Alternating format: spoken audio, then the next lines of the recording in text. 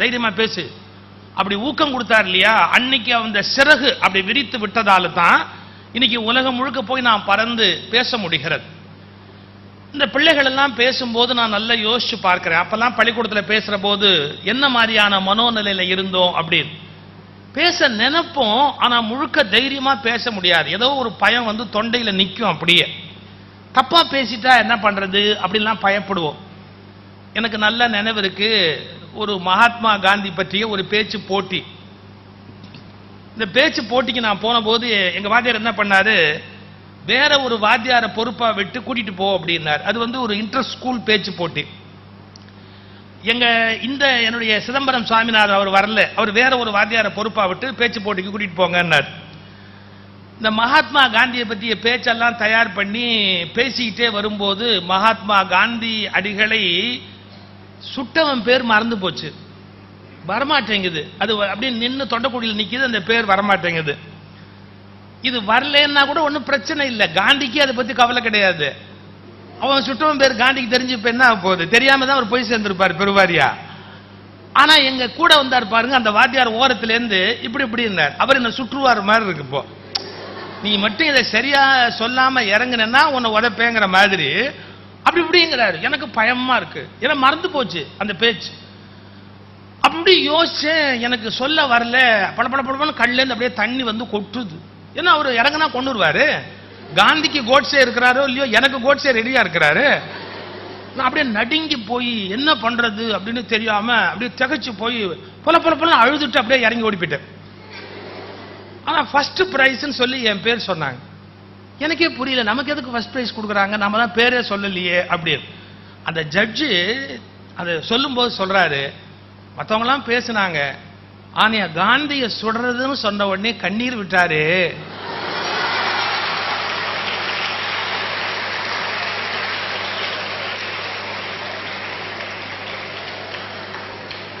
அப்படி இருக்கணும், தேசப்பற்றுன்னா அப்படி இருக்கணும் அப்படின்னார் பாருங்க. எனக்கு ஷாக் ஆகி போச்சு. ஆடாடா அப்படின்னு ஒரு வார்த்தை, அந்த ஒரு பேர் மறந்து போச்சு. பேசிக்கிட்டே வரும்போது அந்த ஒரு பேர் மறந்து போய் தொலைச்சிருச்சு. ஆனா இங்க பாருங்க, அந்த குழந்தைங்க பேசுற போது எதையுமே மறக்கல. அவங்க நல்ல செந்தமிழ் பேசினாங்க. அப்புறம் கலோக்கியல் அப்படிங்கிற பேச்சு, வழக்கு தமிழ் அப்படின்னு பேரு, அந்த வழக்கு தமிழ் பேசினாங்க. நல்ல கதை சொன்னாங்க, ரொம்ப அருமையா பேசினாங்க. ஆனா அவங்க எல்லாம் ஏன் நல்லா பேசினாங்கிறது எனக்கு புரியுது. உங்களுடைய தாளாளரே 2 நிமிஷத்துல இவ்வளவு அழகா பேசுறதால அதை கேட்டு கேட்டு கேட்டு அந்த பிள்ளைகள் அவ்வளவு நல்லா பேசுகிறவர்களாக வளர்ந்திருக்கிறார்கள் இல்லையா?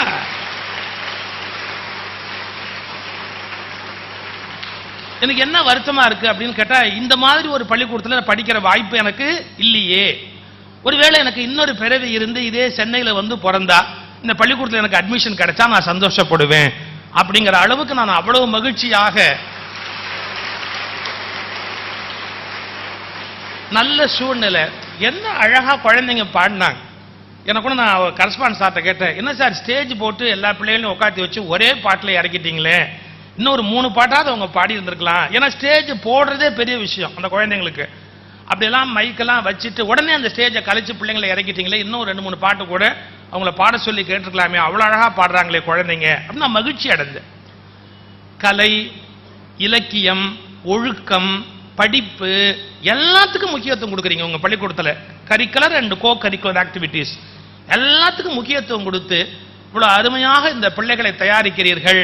உண்மையிலேயே சவுந்தரவல்லி அம்மையாருடைய ஆன்மா எல்லையற்ற சந்தோஷப்படும் என்பதை இந்த நேரத்தில் நான் சொல்லிக்கொள்ள ஆசைப்படுகிறேன். ஏன்னா அவர் சொன்ன மாதிரி தன்னுடைய 8 பிள்ளைகளை எப்படி வளர்க்க போறோமோன்னு அந்த அம்மா கவலைப்பட்டிருப்பாங்க. 8000 பிள்ளைகளை நம்ம பேர் சொல்லி வளர்க்க போறாங்கன்னு அவங்களுக்கு அப்ப தெரியுமா? இன்னைக்கு இத்தனை ஆயிரம் பிள்ளைகள் அவருடைய பேர் சொல்லி ஒரு கல்ச்சர்டு சொசைட்டி. நீங்க என்ன உறுதிமொழி கொடுத்திருக்கிறீங்க? நாங்க பண்பாடு உள்ளவர்களாக பெற்றோரை மதித்து பெரியோரை மதித்து தேச நலனில் அக்கறை செலுத்தி வாழுவோம் அப்படின்னு ஒரு சத்திய பிரமாணம் கொடுத்திருக்கிறீங்க. வெறும் அப்படி கை நீட்டல, நீங்க செஞ்சது சத்தியம். எதன் மீது சத்தியம் பண்றீங்க? இப்படி கையை நீட்டினோம்னா பூமி மேல சத்தியம் பண்றோம்னு அர்த்தம். இந்த நம்ம வாழ்வதற்கு மூல ஆதாரமா இருக்கிறது இந்த பூமி. இந்த பூமி இல்லைன்னா நம்மால ஒரு கணம் கூட உயிரோடு இருக்க முடியாது. அது மேல சத்தியம் பண்ணி கொடுத்திருக்கிறோம். நம்ம என்ன கொடுத்திருக்கிறோம்? ஒரு மிகச்சிறந்த மனிதனாக, மிக உயர்ந்த மனிதனாக இந்த தேசத்துக்கும் இந்த உலகத்துக்கும் ஒரு பொறுப்புள்ள மனிதனாக நடந்து கொள்வோம், பெற்றோரை மதிப்போம் என்றெல்லாம் சத்தியம் பண்ணி கொடுத்திருக்கிறீங்க. இப்படி நல்ல பிள்ளைகளை நல்ல பள்ளியிலே படிக்க வைப்பதற்கு அனுப்பிய பெற்றோர்களுக்கு என்னுடைய நன்றியும் வாழ்த்தும் பாராட்டும்.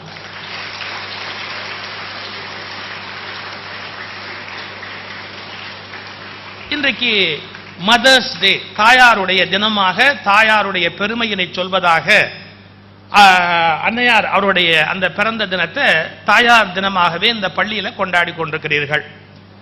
இதுல அம்மா அப்படிங்கிறது எவ்வளவு பெரிய உறவு அப்படிங்கிறத நம்ம புரிஞ்சுக்கணும். அதுக்கு தான் இந்த மேடையை ஒரு களமா பயன்படுத்தணும். ஒரு ஹர்ஷின் நினைக்கிற அந்த பெண் பேசுகிற போது சொன்னாங்க, அம்மா அப்படிங்கிறது எப்படி அந்த வார்த்தை உருவாச்சு அப்படிங்கிறதுக்கு ஒரு வார்த்தை சொன்னாங்க. அதுக்கு இன்னும் கூட ஒரு ஆழமான பொருள் உண்டு. தமிழ்ல அம்னு சொன்னா என்ன அர்த்தம் தெரியுமா? அம் அப்படின்னா அழகுன்னு அர்த்தம். அம் அப்படிங்கிற வெறும் தமிழ் சொல்லுக்கு உண்மையான பொருள் என்னன்னு கேட்டா அழகுன்னு அர்த்தம். ஆ அப்படிங்கிறது என்னன்னா வியப்பு குறி. ஆ இப்படி நடந்துடுச்சா, ஆ என்பது வியப்பை வெளிப்படுத்துகிற சொல். அம்மாங்கிற வார்த்தை எப்படி உருவாயிருக்குன்னு கேட்டா அம் பிளஸ் ஆ, அம் கூட்டல் ஆ. ஒரு குழந்தை தாயாருடைய மடியில படுத்துக்கிட்டு பால் குடிக்கும். இந்த அம்மா அப்படி ஃபீடிங் பாட்டில் அப்படி பால் கொடுக்கும் போது, நீங்க உங்க தங்கச்சியோ தம்பியோ வீட்டில் பால் குடிக்கிற போது அந்த தாயாருடைய மடியில படுத்துக்கிட்டு குடிக்கிற போது ஒரு நிமிஷம் உத்து பாருங்க, ஒரு குழந்தை என்ன பண்ணும்னா தன்னுடைய அம்மா முகத்தையே பார்த்துக்கிட்டு இருக்கும். இன்னும் கொஞ்சம் நெருக்கமா வைத்து பால் கொடுக்கிற போது அம்மா காதுல ஜிம்மிக்கு தொங்கிக்கிட்டு இருந்தா அது இப்படி விளையாடும். அந்த குழந்தை அப்படி தட்டி ஆடி விளையாடும்.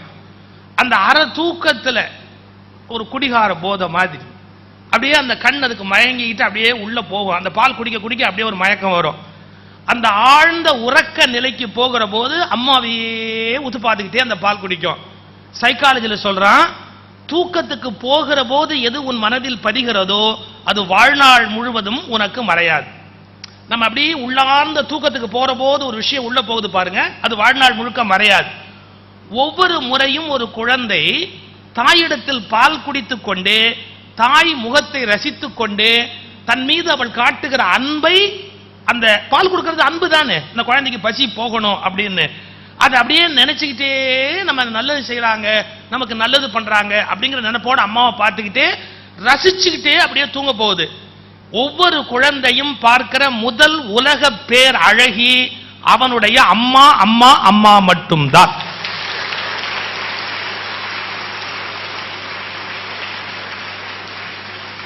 ஐஸ்வர்யா ராய் ஒன்னும் உலக அழகி கிடையாது. ஐஸ்வர்யா ராய் யாருக்கு வேணா அழகியா இருக்கும்னு கேட்டா, இன்னும் 4 மாசத்துல அவங்க பெத்து போட போறாங்களே ஒரு பிள்ளை, அதுக்கு வேணா அழகியா இருக்கலாமே ஒழிய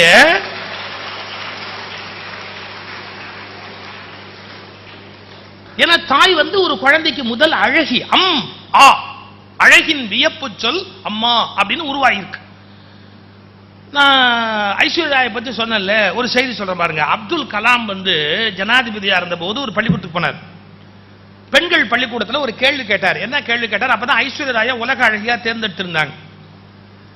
அப்துல் கலாம் ஒரு கேள்வி கேட்டாரு, ஐஸ்வர்யா உலக அழகியா தேர்ந்தெடுத்ததுக்கு என்ன காரணம்னு கேட்டார். ஒரு பெண் குழந்தை எந்திரிச்சு சொன்னாங்க, அங்க வந்திருந்த பெண்கள்லயே ஐஸ்வர்யா ராய் தான் ரொம்ப பெரிய அழகி, அதனால தேர்ந்தெடுத்தாங்க அப்படின்னு சொன்னாங்க. அந்த ஆன்சர் கரெக்ட் தான், ஆனா அது ஒரு பெரிய நல்ல ஆன்சர்னு சொல்ல முடியாது. சோ அப்துல் கலாம் என்ன பண்ணார்? நெக்ஸ்ட் அப்படின்னார். இன்னொரு பொண்ணு ஏஞ்சி சொன்னாங்க, அவங்க ஒரு கேள்வி கேட்டாங்க. அப்புறம் உலக அழகிகள் எல்லாம் நிறுத்தி வச்சுக்கிட்டு ஒரு இன்டெலிஜென்டான கொஸ்டின், அதுக்கு ரிப்ளை பண்ணணும். அது ஐஸ்வர்யா ராயுடைய ரிப்ளை ரொம்ப அருமையான ரிப்ளை, அதனால கடைசியா உலக அழகியா கன்ஃபார்ம் பண்ணாங்க அப்படின்னா. இதுலயும் கலாம் சாருக்கு திருப்தி இல்லை. நெக்ஸ்ட் அப்படின்னார். ஒரு பொண்ணு ஒரு பதில் சொல்லுச்சு, அந்த அழகி போட்டியில் நான் கலந்து கொள்ளாததால் வேறு வழியின்றி Aishwarya ராயை அழகியாக தேர்ந்தெடுத்தார்கள்.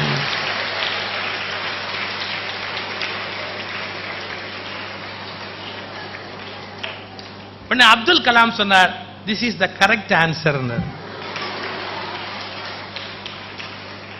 This is the correct answer. ஏன் லைஃப்ல கான்பிடன்ஸ் லெவல் அப்படிங்கிறது அப்படி இருக்கணும். நம்ம லைஃப்ல ஜெயிச்சு முன்னுக்கு வரணும் அப்படின்னு சொன்னா செல்ஃப் கான்பிடன்ஸ் நமக்கு அப்படி இருக்கணும். நான் வந்து அழகுதான், நான் வந்து நல்லவன் தான், நான் வந்து வீரன் தான், நான் வந்து நேர்மையானவன் தான், தன்னை பத்திய தன்னம்பிக்கை இருந்தாதான் நம்ம வாழ்க்கையில உயர்ந்து மேல வர முடியும். நான் கொஞ்சம் அசிங்கமா பிறந்துட்டனோ, என் பல்லு கொஞ்சம் மோசமா இருக்கோ, என் மூக்கு சறுக்கு மரம் மாதிரி இருக்கோ, என் காது முறம் மாதிரி இருக்கோ, இப்படி ஏதாவது ஒரு பர்சனாலிட்டி காம்ப்ளெக்ஸ் டெவலப் பண்ணிட்டோம் அப்படின்னு சொன்னா லைஃப்ல சக்சஸ்ஃபுல்லா இருக்க முடியாது. இப்ப நான் எங்க வரேன் நீங்க கவனிக்கணும். நாம அழகுதான் அப்படிங்கறத கன்ஃபார்ம் பண்ற ஃபர்ஸ்ட் நபர் யாரு? ஏன் என்ன ஒரு பழமொழி வச்சிருக்கான் தமிழ்ல, காக்கைக்கும் தன் குஞ்சு பொன் குஞ்சுன்னா. இந்த உலகத்துல நம்மள அழகு இல்லைன்னு எவன் வேணாலும் சொல்லலாம்.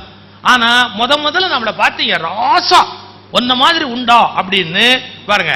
குழந்தையா வளர்க்கும் போதே நமக்கு ஒரு பவுடர் போட்டு விட்டு இந்த இடத்துல ஒரு திருஷ்டி போட்டு வைப்பாங்க. திருஷ்டி போட்டுருமா?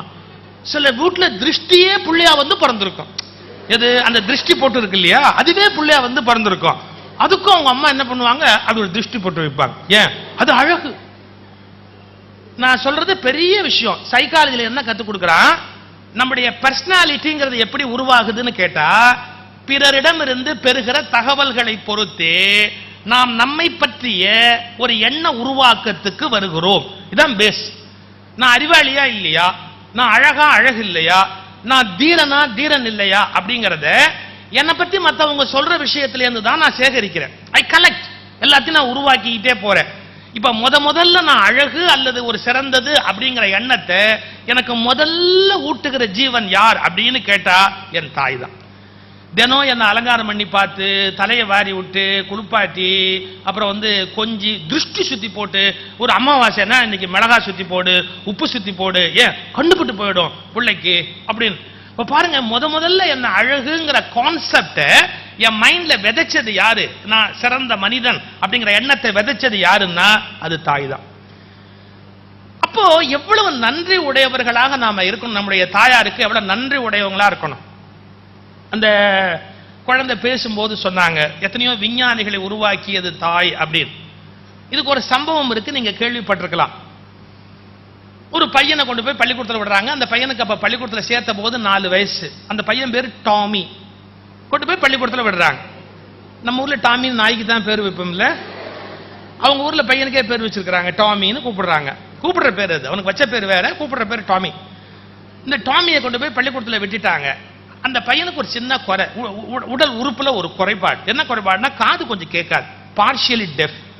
கொஞ்சம் காது கேட்காத குழந்தை, அதனால குயிக் கிராஸ்பிங் கிடையாது. ஒரு டீச்சர் சொல்ற போது உடனே வாங்கிக்க முடியாது. அதான் அவங்க டீச்சர் நல்லவங்க தான், திருப்பி திருப்பி திருப்பி சொல்லி கொடுத்தா கூட அந்த பையன் உள்ள போல, அது விஷயம் போக மாட்டேங்க. அவங்க டீச்சர் கொஞ்சம் கடுப்பாயிட்டாங்க. உடனே என்ன பண்ணாங்க, இது வந்து நம்ம நாட்டில் நடந்த கதை இல்லை, வெளிநாட்டு கதை. ஒரு பேப்பர் எடுத்தாங்க. Your Tommy is too stupid to learn, don't send him to the school. அவனை ஸ்கூலுக்கு அனுப்பாதீங்க, your Tommy is too stupid to learn அப்படின்னு ஒரு பேப்பர்ல எழுதி, ஒரு தாள்ல எழுதி அந்த பையன் பாக்கெட்ல மடிச்சு வச்சு கொண்டு போய் உங்க அம்மாட்ட காட்டுனாங்க. இது என்னமோ இத பெரிய மெரிட் கார்டு மாதிரி கொண்டு போய் காட்டுது. இது என்னன்னு எனக்கு தெரியாது, என்ன எழுதி இருக்கு அப்படின்னு. ரொம்ப பெருமையா டீச்சர் கொடுத்தாங்க அப்படின்னு கொண்டு போய் காட்டு. அவங்க அம்மா பிரிச்சு பார்த்தோன்னே அழுதுட்டாங்க. ஏன், இந்த பிள்ளைய படிக்க வைக்கணும், மேல கொண்டு வரணும்னு ஆசைப்பட்டா, your Tommy is too stupid to learn, don't send him to the ஸ்கூல்னா எப்படி இருக்கும் அந்த அம்மாவுக்கு? அந்த குழந்தைய நெஞ்சோட கட்டிக்கிட்டு அழுதாங்க. என்னப்பா, பள்ளிக்கூடத்துலயும் உன்னை சேர்த்துக்க மாட்டேன்னு சொல்லிட்டாங்களே, நான் உன்னை எப்படியாவது அறிவாளி ஆக்கணும்னு பார்த்தேனே, முடியாம போச்சே, உன் ஃபியூச்சருக்கு நான் என்ன பண்ணுவேன் அப்படின்னு முதல்ல அந்த அம்மா அழுதாங்க. ஒரு அரை மணி நேரத்துக்கு அப்புறம் கண்ணை தொடச்சிக்கிட்டு அந்த அம்மா சொன்னாங்க, வர பள்ளிக்கூடத்துல நீ முட்டாள்னு சொல்லிட்டா முட்டாளா, நான் உன்னை அறிவாளி ஆக்கி காட்டுறேன் பார், நான் உன்னை அறிவாளி ஆக்கி காட்டுறேன் பார் அப்படின்னு அந்த பிள்ளையோட அந்த தாய் போராடி போராடி போராடி அந்த டாமி உலகம் புகழ் பெற்ற விஞ்ஞானியா மலர்ந்தார். யாரு? Thomas Alva Edison. Thomas Alva Edison. இந்த தாமஸ் அவருடைய செல்ல பேர் தான் டாமி. பள்ளிக்கூடத்துக்கு போன போது அன்ஃபிட் டு லேர்ன் வெளியே அனுப்பிச்சாங்க. Is unfit to learn. ஏன்? பார்ஷியலி டெஃப், கொஞ்சம் காது கேட்காது. இப்ப யோசிச்சு பாருங்க, அன்ஃபிட் டு லேர்ன் அப்படின்னு ஒரு குழந்தைய ஸ்கூல்ல விட்டு அனுப்பிச்சா அந்த பிள்ளைய நான் உருவாக்கி காட்டுவேன்னு ஒரு தாய் போராடி போராடி போராடி இன்னைக்கு எடிசனை பத்தி நீங்க படிக்கிறீங்க, இத்தனை பள்ளிக்கூடத்து பிள்ளைங்க படிக்கிறீங்க. பள்ளிக்கூடத்துல படிக்க முடியலன்னு சொன்ன பிள்ளைய பத்தி இவ்வளவு பிள்ளைங்க படிக்கும்படியா வளர்த்தாலே அந்த தாய்க்கு எந்த காலத்திலேயாவது நன்றி சொல்லி ஈடு பண்ண முடியுமா? அந்த கான்பிடன்ஸை லூஸ் பண்ணாம என் பிள்ளைய நான் வளர்த்து காட்டுறேன் பார், எப்பேற்பட்ட அறிவாளி ஆக்கி காட்டுறேன் பாருன்னு அந்த தாய் போராடினாலே, அப்படி ஒரு தாய் அவனுக்கு கிடைக்காம இருந்திருந்தா என்ன ஆயிருக்கும் யோசிச்சு பாருங்க. அப்படி ஒரு தாய் கிடைக்காம இருந்திருந்தா என்ன ஆயிருக்கும்? அதனால நம்முடைய தாய் நம்முடைய பலத்துக்கான மூல காரணம், நம்முடைய வெற்றிக்கான மூல சூத்திரம். தமிழ்ல ஒரு பழமொழி இருக்கு. என்ன பழமொழி இருக்கு? தாயை போல பிள்ளை, நூலை போல சேலை. ஒரு பாலிஸ்டர் நூல் போட்டிருந்தா பாலிஸ்டர் புடவை தான் வரும், பட்டு நூல் போட்டிருந்தா பட்டு புடவை வரும், பருத்தி நூல் போட்டிருந்தா பருத்தி புடவை வரும். இப்ப நீங்க என்ன நூல் போடுறீங்களோ அதுக்கு தகுந்த மாதிரி தான் அந்த புடவை அங்க வர முடியும். தாயை போல் பிள்ளை, நூலை போல் சேலை அப்படின்னு எழுதி வச்சிருக்கான் தமிழ்ல. இன்னைக்கு நாம இவ்வளவு ஹெல்த்தியா இருக்கிறோம், அல்லது அறிவாளியா இருக்கிறோம், அல்லது தைரியமா இருக்கிறோம், குணநலன்கள்ல சிறப்பா இருக்கிறோம் அப்படின்னு சொன்னா the base reason யார் தெரியுமா? நம்முடைய தாய். நான் பேசிக்கலி ஒரு மோட்டிவேஷனல் ஸ்பீக்கர் அப்படின்னு தமிழ்ல தமிழ் உலகத்துல அடையாளம் காணப்பட்ட நபர். அதாவது ரிலிஜன் பேசுவேன், நிறைய ராமாயணம் மகாபாரதம் பேசுவேன். ஆனா சுகி சிவம் அப்படின்னு கேட்டா மோட்டிவேஷனல் ஸ்பீக்கர் அப்படிம்பாங்க. மோட்டிவேஷனல் ஸ்பீக்கர்னா வில் பவரை டெவலப் பண்ணி, பர்சனாலிட்டியை டெவலப் பண்ணி, என்னால் இதை செய்ய முடியும் அப்படிங்கிற தன்னம்பிக்கையை வளர்க்கிற ஒரு தனி தன்னம்பிக்கை தமிழ் அப்படின்னு ஒரு தமிழை உருவாக்கியவன் அப்படின்னு என்னை பத்தி ஒரு குறிப்பு இருக்கு. நான் என் பெருமைக்காக இவ்வளவு சொல்லல. தமிழ் பேச்சு உலகத்துல பல பேர் இலக்கியம் பேசினாங்க, சமயம் பேசினாங்க, வெவ்வேறு பேசிக்கிட்டே இருக்கிற போது தன்னம்பிக்கை தமிழ் அப்படின்னு தன்னம்பிக்கையை ஊட்டுகிற ஒரு தமிழ் துறை அப்படிங்கிற மாதிரி நான் என்னுடைய பேச்சு, எழுத்து, புக்ஸ் எல்லாமே வேர்ல்டு ஃபுல்லா மார்க்கெட் ஆகுது. ஆனா நான் நல்லா யோசிச்சு பார்த்தேன், இந்த ஒரு கான்பிடன்ஸ் லெவல், எல்லாரையும் மோட்டிவேட் பண்ணக்கூடிய ஒரு குவாலிட்டி, எவ்வளவு டிப்ரெஷன் அல்லது டிஜெக்ஷன் லைஃப்ல ஏற்பட்டா கூட அப்படின்னு தூக்கி எறிஞ்சிட்டு அதை நிமிர்ந்து நிக்கிற ஒரு இயல்பு எனக்கு எங்க இருந்து வந்தது? from where I got it, எங்கிருந்து நான் அதை பெற்றேன் அப்படின்னு பார்த்தா இது அத்தனைக்கும் சோர்ஸ் வேற யாருமே இல்லை, என்னை பெற்றெடுத்த என் தாய் கோமதி சுப்பிரமணியம். நான் அது 1000 கோயில்ல சொல்லு. அதாவது அவங்களுக்கு எவ்வளவு துன்பங்கள் வந்தா கூட அந்த துன்பங்களை தாண்டி ஜெயிக்க முடியும்ன்ற நம்பிக்கை ஒன்று, அவங்களுடைய பேசிக் குவாலிட்டி. அது சோர்ந்தே போக மாட்டாங்க. எவ்வளவு வந்தாலும் சரி. 86 வயசாச்சு, நடக்க முடியாம இருந்தாங்க. அவங்க நடக்க முடியலன்னு சொல்லிட்டு போய் ஆஸ்பத்திரியில் அட்மிட் பண்றோம். நாங்களாம் என்ன முடிவு போட்டோம், 86 ஆகி போச்சு, இவங்க நடக்க மாட்டாங்க, நடக்க முடியாது அப்படிங்கிற ஐடியாவில் இருக்கிறோம். இவங்க நடக்கவே முடியாது, 86 வயசாகி போச்சு அப்படின்னு. அவங்க டாக்டரை பார்த்து ஒரு கேள்வி கேட்டாங்க, நீங்க சரியா படிச்சீங்களான்னாங்க. டாக்டர் ஷாக் ஆயிட்டார். என்ன கேட்குறீங்க? இல்ல இல்ல டாக்டருக்கு சரியா படிச்சீங்களா அப்படின்னு கேட்டாங்க. ஏன் கேட்குறீங்க? என்ன நடக்க வைக்கிற அளவுக்கு படிச்சிருக்கீங்களா? என்ன நடக்க வைக்கிற அளவுக்கு படிச்சிருக்கீங்களா அப்படின்னு. டாக்டர் சொன்னார், உங்களுக்கு ஒரு வயசு ஆச்சு தானம்மா, இந்த வயசுக்கு மேல முடியும் இல்ல முடியாமையும் போகும், அப்புறம் என்ன படிச்சு கிழிச்சிங்க? எத்தனை வயசானாலும் என்ன நடக்க வைக்கிறதுக்கு நீங்க ஏதாவது படிச்சிருந்தா அதுக்கு படிப்புன்னு பேரு.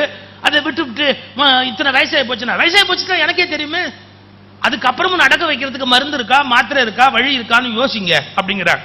நான் அம்மா பேசாதம்மா, டாக்டர்கிட்ட போய் ஏமா இப்படிலாம் பேசுற அப்படின்னா அவங்களுக்கு அப்பவும் அந்த மாதிரி சில பேருடைய இயல்பு அப்படி. நான் ஒரு இங்கிலீஷ் புக் படிச்சுக்கிட்டு இருந்தேன். ஒரு 95 வயசு ஒரு பெரியவர், அவர் ஆஸ்பத்திரியில் சாக கிடக்கிறாரு. டாக்டர் கடைசியா சொல்றாரு அவர்கிட்ட, இப்போவாவது நான் உண்மையை சொல்லணும், இனிமே மறைக்கப்படாது, நீங்க பழைக்கிறது இனிமே கஷ்டம், மேக்சிமம் ஒரு 2 hours தான் நீங்க இருப்பீங்க, ஏதாவது சொல்றதுன்னா சொல்லுங்க, ஏதாவது சொல்லணும்னா சொல்லுங்க, 2 மணி நேரம் தான் இருப்பீங்க, ஏதாவது கேட்கணும்னா கேளுங்க. அந்த ஆள் கேட்டார் பாருங்க, ஒரு நல்ல டாக்டரோட போன் நம்பர் இருக்கா? ஏன் இப்பவும் உங்ககிட்ட இருந்து அவங்ககிட்ட போய் பழக்க முடியுமான்னு நான் பார்க்கணுமே ஒழிய, இந்த 2 மணி நேரத்தில் செத்து போடுவேன்னு நான் பயப்படக்கூடாதுங்கிறார். எப்பேற்பட்ட மனுஷன் பாருங்க.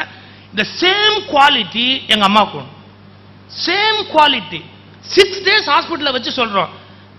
எங்க டாக்டர் சொன்னாரு, இவங்க யமனோடையும் போராடுறாங்க சார், ஃபைட் பண்றாங்க சார். ஏன் விட மாட்டேங்கிறாங்க, அவ்வளவு சீக்கிரமா என்ட்ரி ஆகிறதுக்கு விட மாட்டேங்கிறாங்க, அவங்க யமனோடையும் போராடுறாங்க அப்படின்னா. நான் இப்ப எங்க அம்மாவை பார்த்துக்கிட்டே இருந்தேன். லைஃப் லாங்கா ஒரு விஷயத்தை எடுத்துக்கிட்டா அதை போராடி ஜெயிக்கணும் அப்படிங்கிற குவாலிட்டி எனக்குள்ள வந்தது அப்படின்னு சொன்னா நானாமா உண்டு பண்ணிக்கிட்டேன். I got it from my mother, என்னுடைய தாயார்ட்டேந்து நான் அடைந்தது. அப்ப தாயை போல் பிள்ளை, நூலை போல் சேலை அப்படிங்கிற வார்த்தை எவ்வளவு பெரிய வார்த்தை.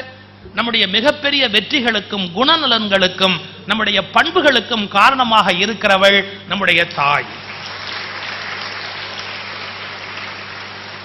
2 வகையில நீங்க இதை பார்க்கணும். 2 வகையில எப்படின்னு கேட்டா, நாம கர்ப்பத்துல இருக்கும்போது, தாயாருடைய கருவுல இருக்கும் போதே சில விஷயத்தை அடைஞ்சிடறோம். அது ஜீன்ல கேரியட் ஆகி வந்துருது, மரபணுக்கள் வழியா வந்துருது தாயாருடைய கர்ப்பத்தில் இருக்கும்போது. அப்புறம் பிராட்டப், வளர்க்கிற முறையினால சில விஷயம் வரும். வளர்ப்பு முறைன்னு ஒண்ணு இருக்கு, அது மூலமா தாய் உண்டு பண்ணுவா. அந்த எக்ஸாம்பிள் கூட அந்த குழந்தை சொன்னாங்க. சத்ரபதி சிவாஜிக்கு லைஃப்ல எவ்வளவு பெரிய இன்ஃப்ளூயன்ஸ் அவருடைய தாய் அப்படிங்கிறது. நான் எழுதி ஒரு புக் வந்திருக்கு, நல்ல குடும்பம் நமது லட்சியம்னு ஒரு புக் வந்திருக்கு. அதில் ஒரு சாப்டரே எழுதியிருக்கேன் சத்ரபதி சிவாஜியை பத்தி. சத்ரபதி சிவாஜி சரியா எழுத படிக்க தெரியாது, ஒரு விசித்திரமான கேரக்டர் சத்ரபதி சிவாஜி, மகாவீர புருஷன் அவர். அந்த சத்ரபதி சிவாஜி ஒரு முறை எங்கேயோ வெளியில போயிட்டு வராரு, அரண்மனைக்குள்ள வராரு. அவங்க அம்மா ஜிஜி பாய் உட்காந்துருக்காங்க. அப்படி உட்காந்துருந்தவ திடீர்னு வீர சிவாஜியை கூப்பிட்டா, டே வா செஸ் விளையாடலாம், 2 பேரும் செஸ் விளையாடலாம் வா அப்படி. இந்த வெளியில போய் சுத்திட்டு வந்துட்டதுனால வீர சிவாஜி கொஞ்சம் களைப்பா வந்தார். என்னன்னாலும் மனுஷன் டயர்டாமா இல்லையா, வெளியில போயிட்டு வந்ததுனால ஒரு வார்த்தை சொன்னார், அம்மா நான் ரொம்ப டயர்டா இருக்கிறேம்மா, ரொம்ப களைப்பா இருக்கிறேன், இப்ப என்ன விளையாட கூப்பிடாத, நான் ரொம்ப களைப்பா இருக்கிறேன். இது தப்பா? யாரா இருந்தாலும் சொல்லுவோமா இல்லையா? இப்ப நீங்க கூட சொல்வீங்க, நான் சுகி சிவன் பேச்சை கேட்டுட்டு ரொம்ப களைப்பா இருக்கிறேன். ஏதோ ஒரு வகையில களைப்பா இருக்குங்கிறது வாழ்க்கையில தவிர்க்க முடியாது இல்லையா? அது மாதிரி வீர சிவாஜி சொல்றாரு, அம்மா நான் டயர்டா இருக்கிறேன், இப்ப என்ன செஸ் விளையாட கூப்பிடாத, சொன்னா கேளு, என்னால உன்னோட விளையாட முடியாது, நான் ரொம்ப டயர்டா இருக்கிறேன். இதுக்கு ஜிஜி பாய் ரிப்ளை என்ன தெரியுமா? என்னடா களைப்பா இருக்கிற? அடுத்த வார்த்தை, சத்திரியனுக்கு ஏதடா களைப்பு. எப்படி அந்த வார்த்தையை போடுறா பாருங்க. சத்திரியன்னா யாரு? நாட்டை ஆளுகிறவன் அர்த்தம், ரூலர். ஒரு ரூலர் சொல்லாமா நான் டயர்டா இருக்கிறேன் அப்படின்னா, நீ நான் டயர்டா இருக்கிறேன்னா அப்புறம் உனக்கு எதுக்கு கவர்மெண்ட் கேட்பானா இல்லையா? டயர்டா இருக்கிறவங்க கவர்மெண்ட் ரன் பண்ண முடியுமா? முடியாது. யோசிக்கணுமா இல்லையா? சத்திரியனுக்கு ஏதடா களைப்பு, 24 மணி நேரம் சுறுசுறுப்பா இருக்க வேண்டியது சத்திரியனுடைய பொறுப்பு. நீ சத்திரியன், நாட்டை ஆளுகிற ராஜா, என்ன களைப்பா இருக்கிறேங்கிற? உட்கார் செஸ் விளையாடலாம். சரி உட்கார்ந்தான். அடுத்த கண்டிஷன், இந்த செஸ்ல நான் ஜெயிச்சுட்டா நீ என்ன கொடுப்ப? நீ ஜெயிச்சுட்டா நீ என்ன கேட்டாலும் நான் தர்றேன். யார்? ஜிஜி பாய் சொல்றா. நீ என்ன கண்டிஷன் சொல். அவன் சொன்னா, இப்ப என்னமா கண்டிஷன்? நான் ஜெயிச்சுட்டா நான் கேட்கறது நீ கொடுக்கணும். வீர சிவாஜி பார்த்தா அவங்க அம்மா கோயில் சாமின்னு அப்பப்போ சுத்திட்டு இருக்கிற ஆளு, 4 சாமியாரை கூப்பிட்டு சாப்பாடு போடணும்னு சொல்ற ஆளு, இவ்வளவுதான் அவருடைய குணம். அவர் என்ன நினைச்சாரு, ஜெயிச்சாலும் 4 சாமியாரை கூப்பிட்டு சாப்பாடு போடுன்னு சொல்லுவா, வேஷ்டி துணிமணி வாங்கி கொடுன்னு சொல்லுவா, உத்துருவோம் இப்ப என்ன கெட்டு போச்சு அப்படின்னு ஆட உக்காந்தான். ஒரு 4 மூவ் செஸ் காயின் மூவ் பண்ற போது 4 மூவ் வீர சிவாஜியை தோக்கடிச்சிட்டான். அவன் தோத்துட்டான். தோத்துட்ட உடனே சொன்னான், அம்மா நான் தோத்துட்டேன், இப்ப நீ சொல்லு, நீ கேட்டதை நான் தரேன்னு சொல்லியிருக்கிறேன், நீ இப்ப சொல்லு. இந்த கையை பிடிச்சி தர தர தர தரன்னு இழுத்துக்கிட்டு அந்த கோட்டை வாசலுக்கு போய் மேல் நிலையில நின்றுகிட்டு எதிரில் ஒரு 8 கிலோமீட்டர் தள்ளி இன்னொன்னு சிம்ம காட்டுன்னு ஒரு கோட்டை, அந்த சிம்ம காட்டுங்கிற கோட்டையில ஒரு கொடி பறக்குது. அது ஒரு சுல்தானுடைய கொடி பறந்துகிட்டு இருக்கு. அதை கை காமிச்சு சொல்ற, அந்த சிம்ம காட்டுங்கிற கோட்டையில உன் கொடி பறக்கல, இந்த அவன் கொடி பறக்குது. தினம் காலம்பரை எந்திரிச்சு நான் பார்க்கும்போது எனக்கு அவமானமா இருக்கு. நீ என் புள்ளங்கிறது சத்தியம்னா, நீ என் புள்ளதான் அப்படிங்கிறது சத்தியம்னா, நாளைக்கு சாயங்காலம் சூரியன் மறைவதற்குள்ளாக அந்த கொடி இறக்கப்பட வேண்டும், உன்னுடைய கொடி அங்கே பறக்க வேண்டும். அப்படி நடந்தால்தான் நான் உன் தாய், நீ என் பிள்ளை, இல்லை என்றால் உனக்கும் எனக்கும் உறவு இல்லை. இப்படி யாரா சொல்லுவாங்க? இவன் சொல்றான், அம்மா நீ விவரம் தெரியாம பேசுறமா, நீ விவரம் தெரியாம பேசுற. அவன் எவ்வளவு வலிமையான ஒரு சுல்தான் தெரியுமா? அவன் படைபலம் என்னன்னு தெரியுமா? அவன் கோட்டையோட வலிமை என்னன்னு தெரியுமா? அதை நான் முடிஞ்சா எப்பவோ வீழ்த்தி இருக்க மாட்டேனா? அது நடக்கிற காரியம் இல்லம்மா. நடக்கிற காரியம் இல்லையா? நடக்கிற காரியம் இல்லைன்னா நீ என் பிள்ளை இல்லை அப்படின்னா. இரவோடு இரவா தானாஜி அப்படிங்கிறவனை துணைக்கு வச்சு உடும்பு போட்டு அந்த உடும்புகளை கோட்டை மதில் மேல, அவன் கோட்டை மதில் மேல போட்டு இரவோட இரவா சிவாஜியோட படை மேல ஏறி, அந்த கோட்டைக்கு மேல ஏறி ஒரே நாள் 24 அந்த 12 மணி நேரத்துக்குள்ள போற நடத்தி, மறுநாள் சூரியன் மறைகிற நேரத்தில் அந்த கொடி இறக்கப்பட்டது. வீர சிவாஜியின் கொடி அந்த கோட்டையில் ஏற்றப்பட்டது.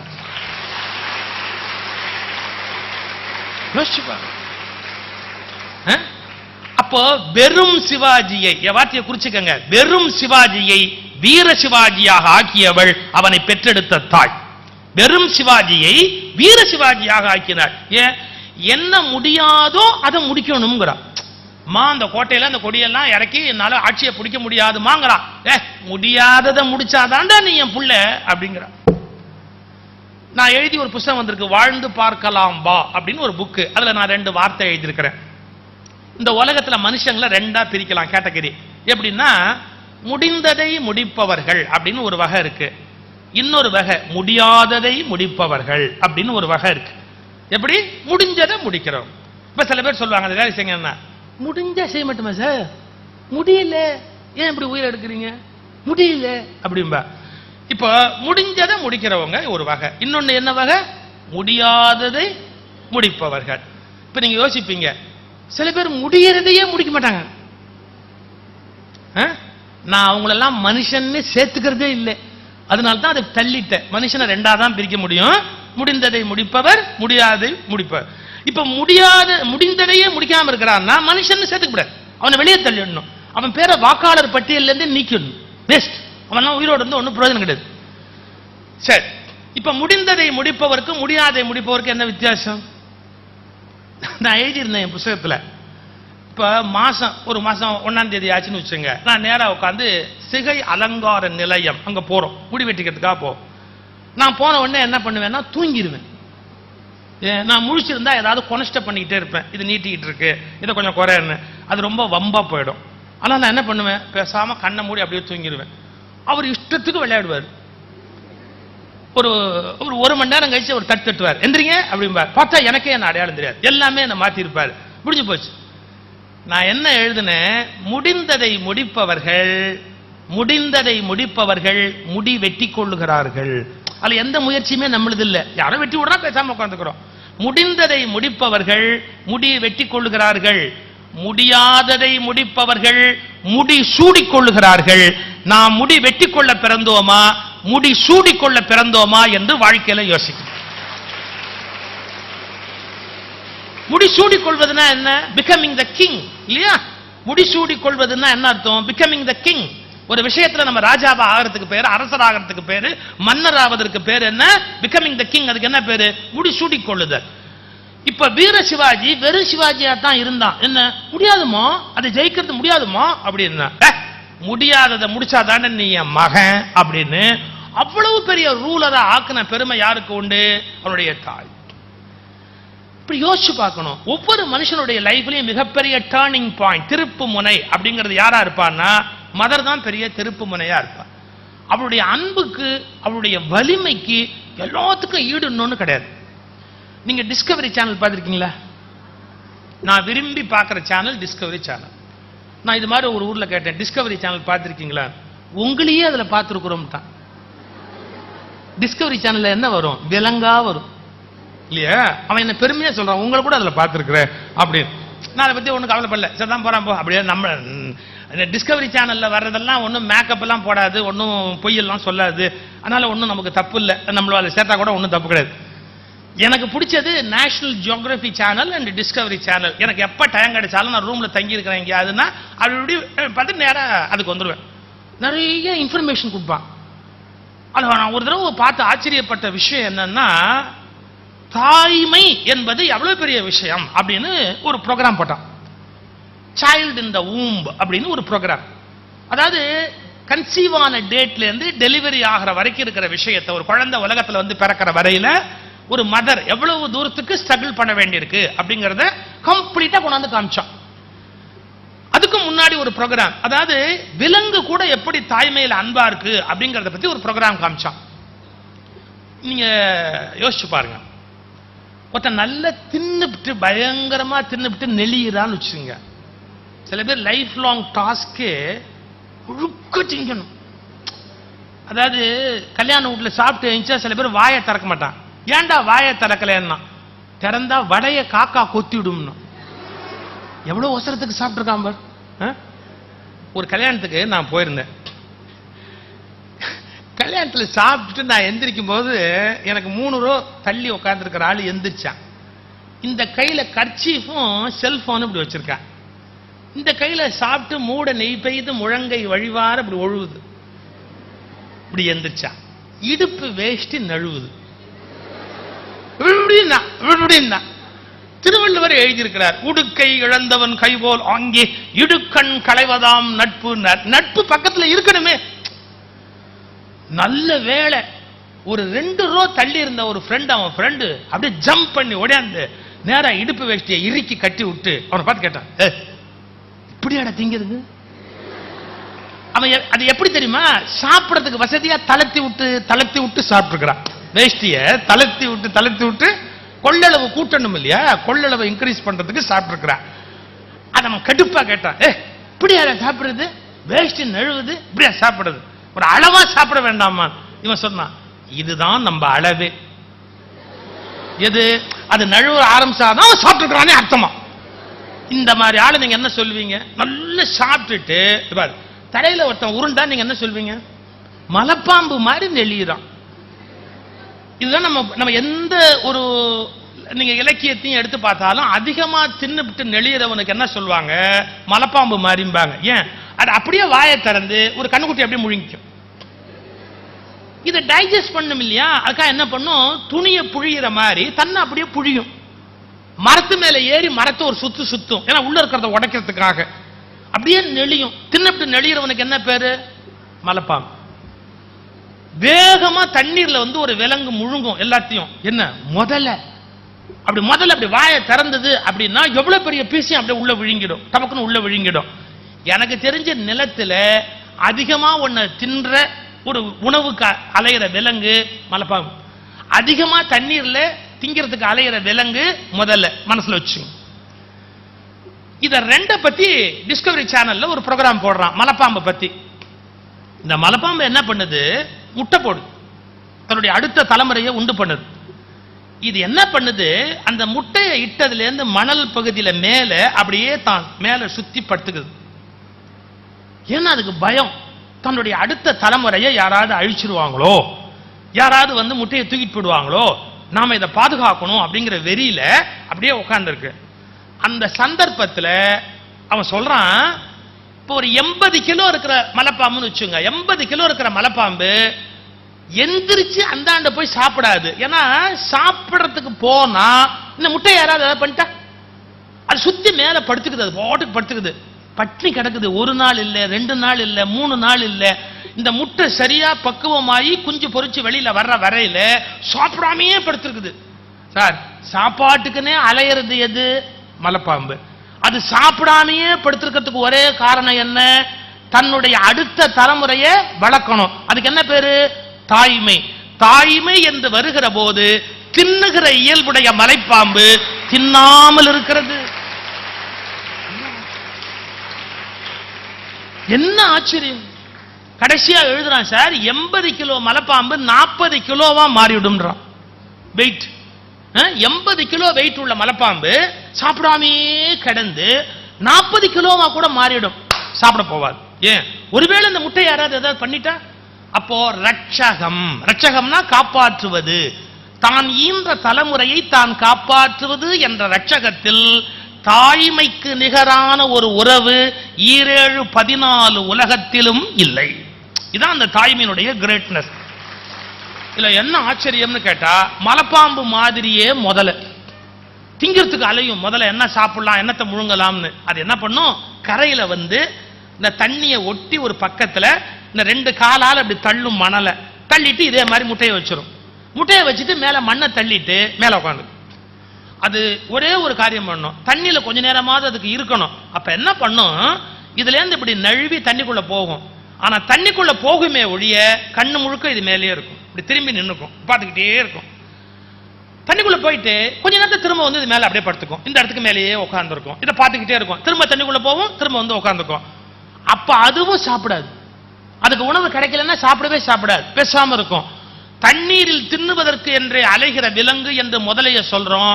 அந்த முதலையும் எடை குறைஞ்சு ஒரு 30 கிலோ 40 கிலோ லூஸ் பண்ணி, தான் வெயிட்டை லூஸ் பண்ணி, இந்த முட்டையிலிருந்து அடுத்த தலைமுறை நடந்து வெளியே வருது பாரு, அது வரையில காப்பாற்றுவதை தன் கடமையாக கொள்ளும். ஒண்ணுமே இல்லாத விலங்குக்கு இவ்வளவு தாய்மை என்பது இருக்குன்னு சொன்னா நம்முடைய தாய் எவ்வளவு பெரிய.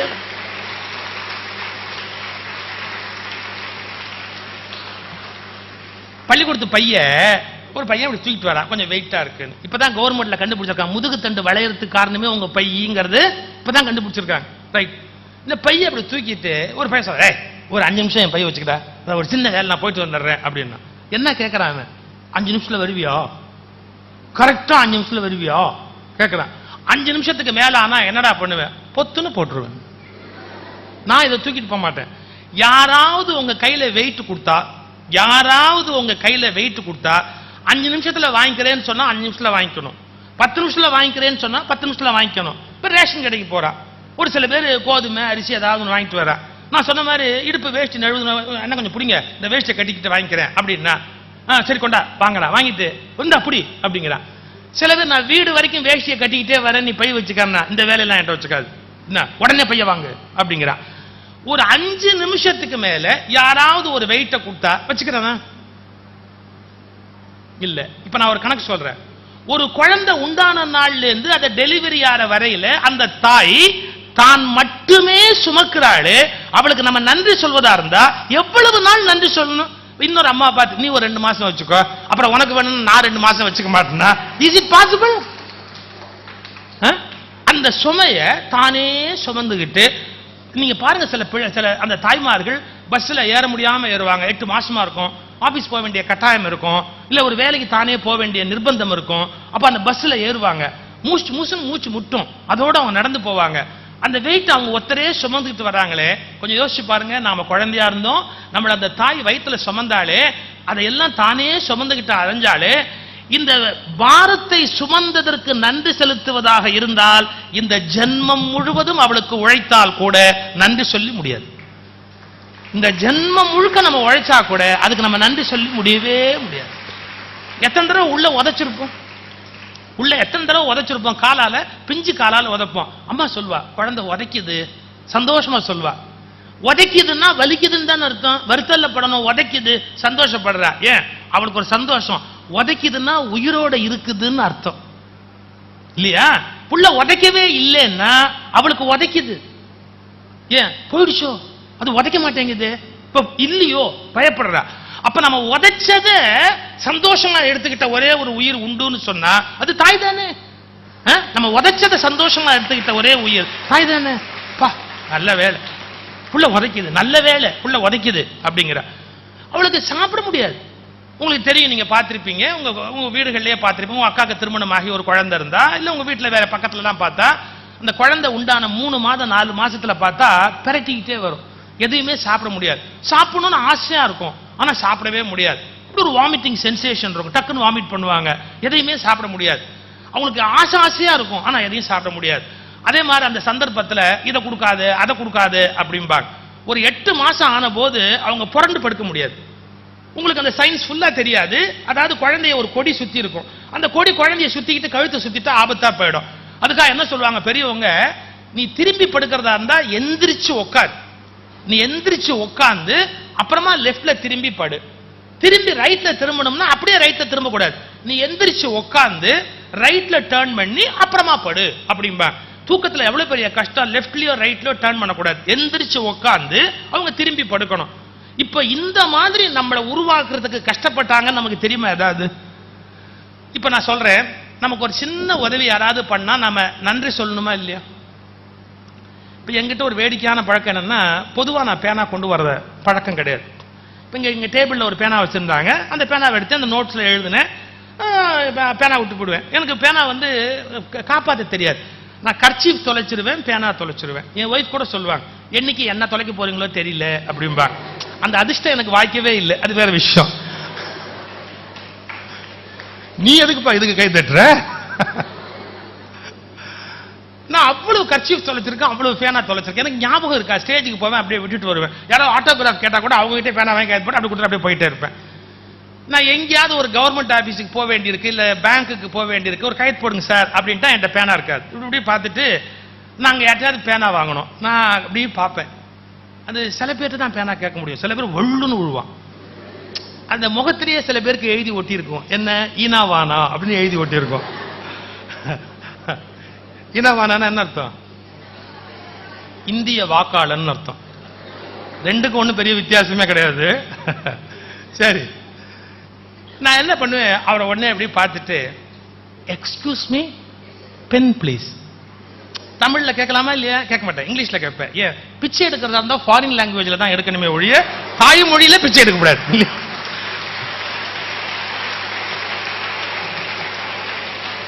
நம்ம தாய்மொழிக்கு ஒரு கௌரவம் இருக்கா இல்லையா? இப்ப இதுக்கு கனெக்டட் இல்லைன்னா கூட ஒரு சம்பவம் நீங்க தெரிஞ்சுக்கணுங்கிறதுக்காக சொல்றேன். மகாத்மா காந்தி தமிழ்நாட்டுக்கு வந்தார். அப்ப சுப்பிரமணிய பாரதி, மகாகவி சுப்பிரமணிய பாரதி மகாத்மா காந்தியை போய் பார்த்தார். பார்த்துட்டு அவரை தான் பேசுற மீட்டிங்க்கு பேச வர முடியுமான்னு கேட்டாரு. காந்தி சொன்னாரு, என்னால இன்னைக்கு வர முடியாது, வேணும்னா நீ நாளைக்கு மாத்தி வை அப்படின்னாரு. உங்களுக்காகலாம் தேதியை மாத்த முடியாது, வரதா இருந்தா இன்னைக்கு சாயங்காலம் வாங்க, இல்லாட்டி போங்க அப்படின்ட்டு பாரதி எந்திரிச்சு போயிட்டாரு. காந்திக்கு ஒரே ஆச்சரியம், இந்த மனுஷன் இவ்வளவு இதா இருக்காரு அப்படின்ட்டு பக்கத்துல இருந்த ராஜாஜி கிட்ட சொன்னாரு, இவர் யாரு, பெரிய கவிஞர், இவரை காப்பாத்துங்கப்பா, ரொம்ப பெரிய ஆளு. இது காந்திக்கும் பாரதிக்கும் ஏற்பட்ட லிங்க். அந்த மாதிரி பாரதி மேல காந்திக்கு ஒரு மரியாதை ஒன்று. மகாத்மா காந்தி ஒரு தடவை யாரையோ பத்தி ஒரு இது எழுதும் போது அவர் கடிந்து இங்கிலீஷ்ல எழுதிட்டார். இதுக்கு அந்த காந்திக்கு கடிதம் எழுதுறாரு சுப்பிரமணிய பாரதியார். கடிதம் எழுதும்போது சொன்னாரு, நீங்க ஏதாவது பண்றதா இருந்தா உங்க குஜராத்தியில பண்ணிருக்கணும், இல்ல ஹிந்தியில பண்ணிருக்கணும், அதை விட்டுட்டு இங்கிலீஷ்ல எப்படி பண்ணிருக்க கூடாது அப்படின்னு காந்திக்கு ஏதோ ஒரு மெசேஜ் எழுதுறாரு. நீங்க பண்ணது தப்பு, குஜராத்தி தாய்மொழி அதுல பண்ணணும், இல்லாட்டி இங்கிலீஷ்ல பண்ணிருக்கணும், நீங்க இல்ல ஹிந்தியில பண்ணிருக்கணும், இங்கிலீஷ்ல இதை பண்ணிருக்க வேண்டிய அவசியம் இல்லை. இந்த லெட்டரை இங்கிலீஷ்ல எழுதுறாரு பாரதி காந்திக்கு. காந்தி ஒண்ணு ரிப்ளை எழுதினாரு, அதெல்லாம் சரி, நீ எனக்கு திட்டி லெட்டர் போட்டியே, நீ உன் தமிழ் மொழி தாய்மொழி தமிழ்ல எழுதியிருக்கணும், இல்ல ஹிந்தியில எழுதியிருக்கணும், என்ன ஏன் இங்கிலீஷ்ல எழுதுனேன்னு கேட்டார். யாரு? காந்தி. இதுக்கு பாரதி பதில், நான் யாரையாவது திட்டதா இருந்தா இங்கிலீஷ்ல தான் திட்டுவனே ஒழிய என் தாய்மொழியில திட்ட மாட்டேன். பாரதி யாருடைய பதில்?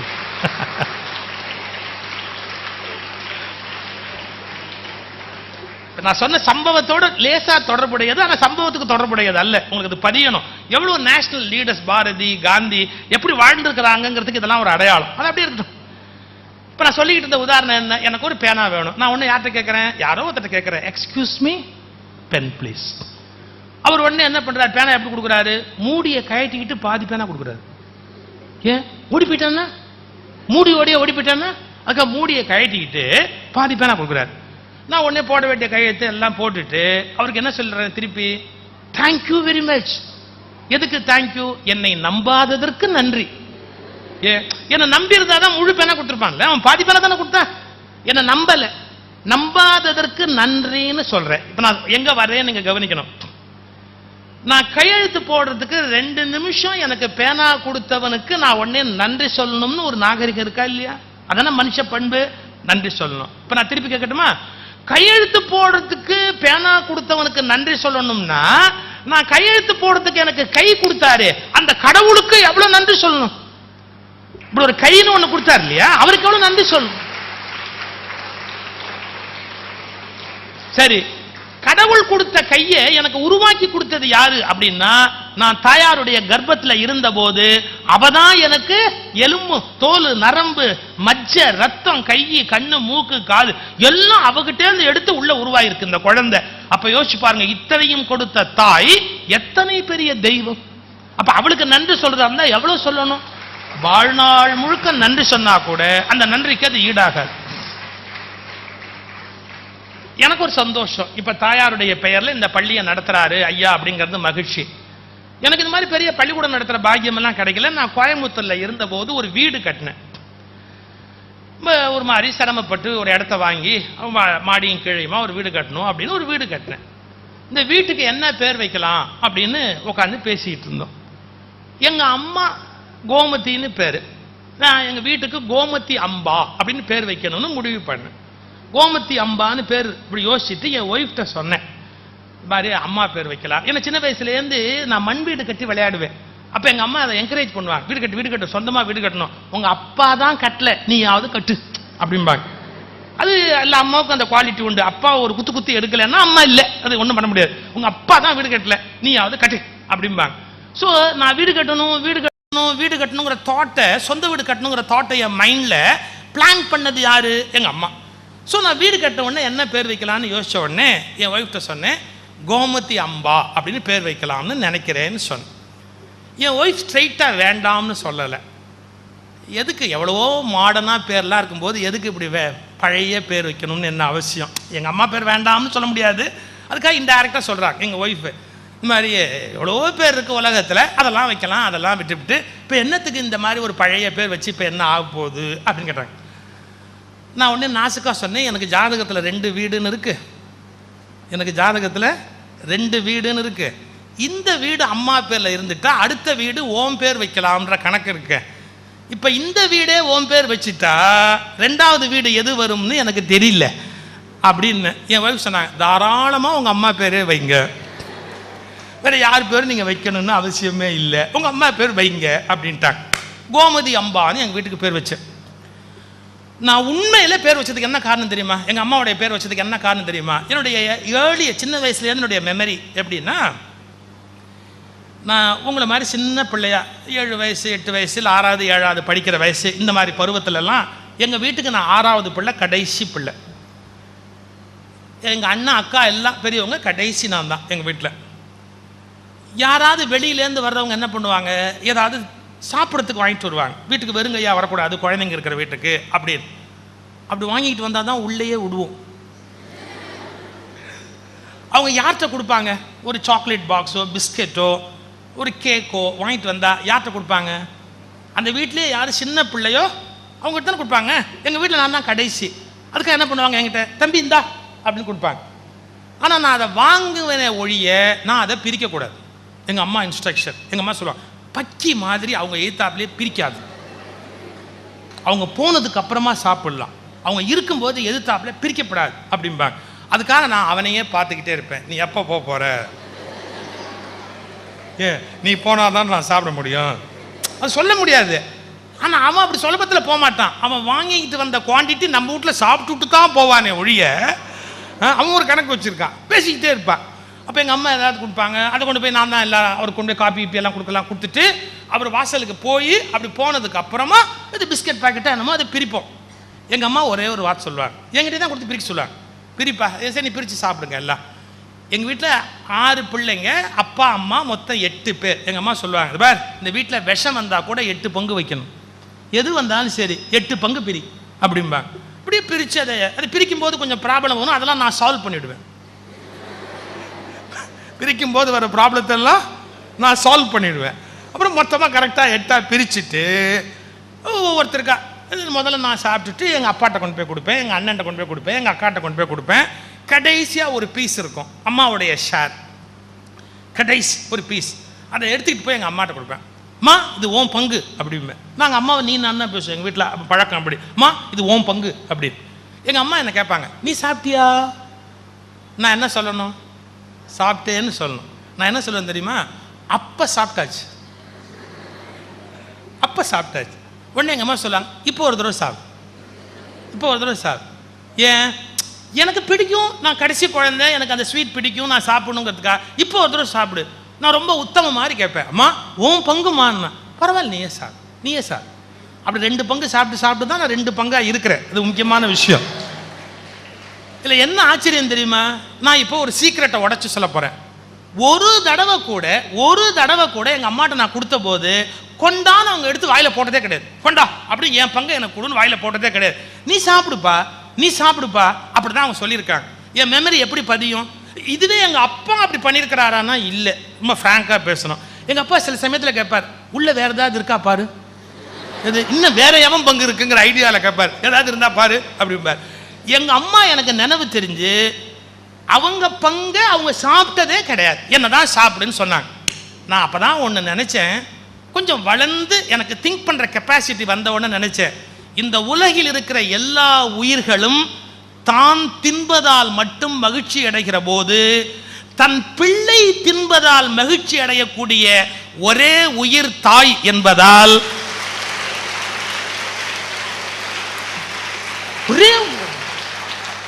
நீ சாப்பிடுப்பா, நீ அப்ப சாப்பிடு, பரவாயில்ல சாப்பிடு, நீ பரவாயில்ல சாப்பிடு, அப்ப நான் சாப்பிடணும் இன்னொரு தடவை அப்படின்னு நினைச்ச அவங்கள என்னால் மறக்க முடியுமா? அப்ப அது நான் தான் அதை சாப்பிடணுன்ற அந்த தாய்மை என்ற உணர்வு அதை என்னால் மறக்க முடியுமா? ஒருபோதும் மறக்க முடியாது. அதனால தான் வீடு கட்டும்போது என்ன பேர் வைக்கலாம், கோமதி அம்பா அப்படின்னு அந்த வீட்டுக்கு நான் பேர் வச்சேன்.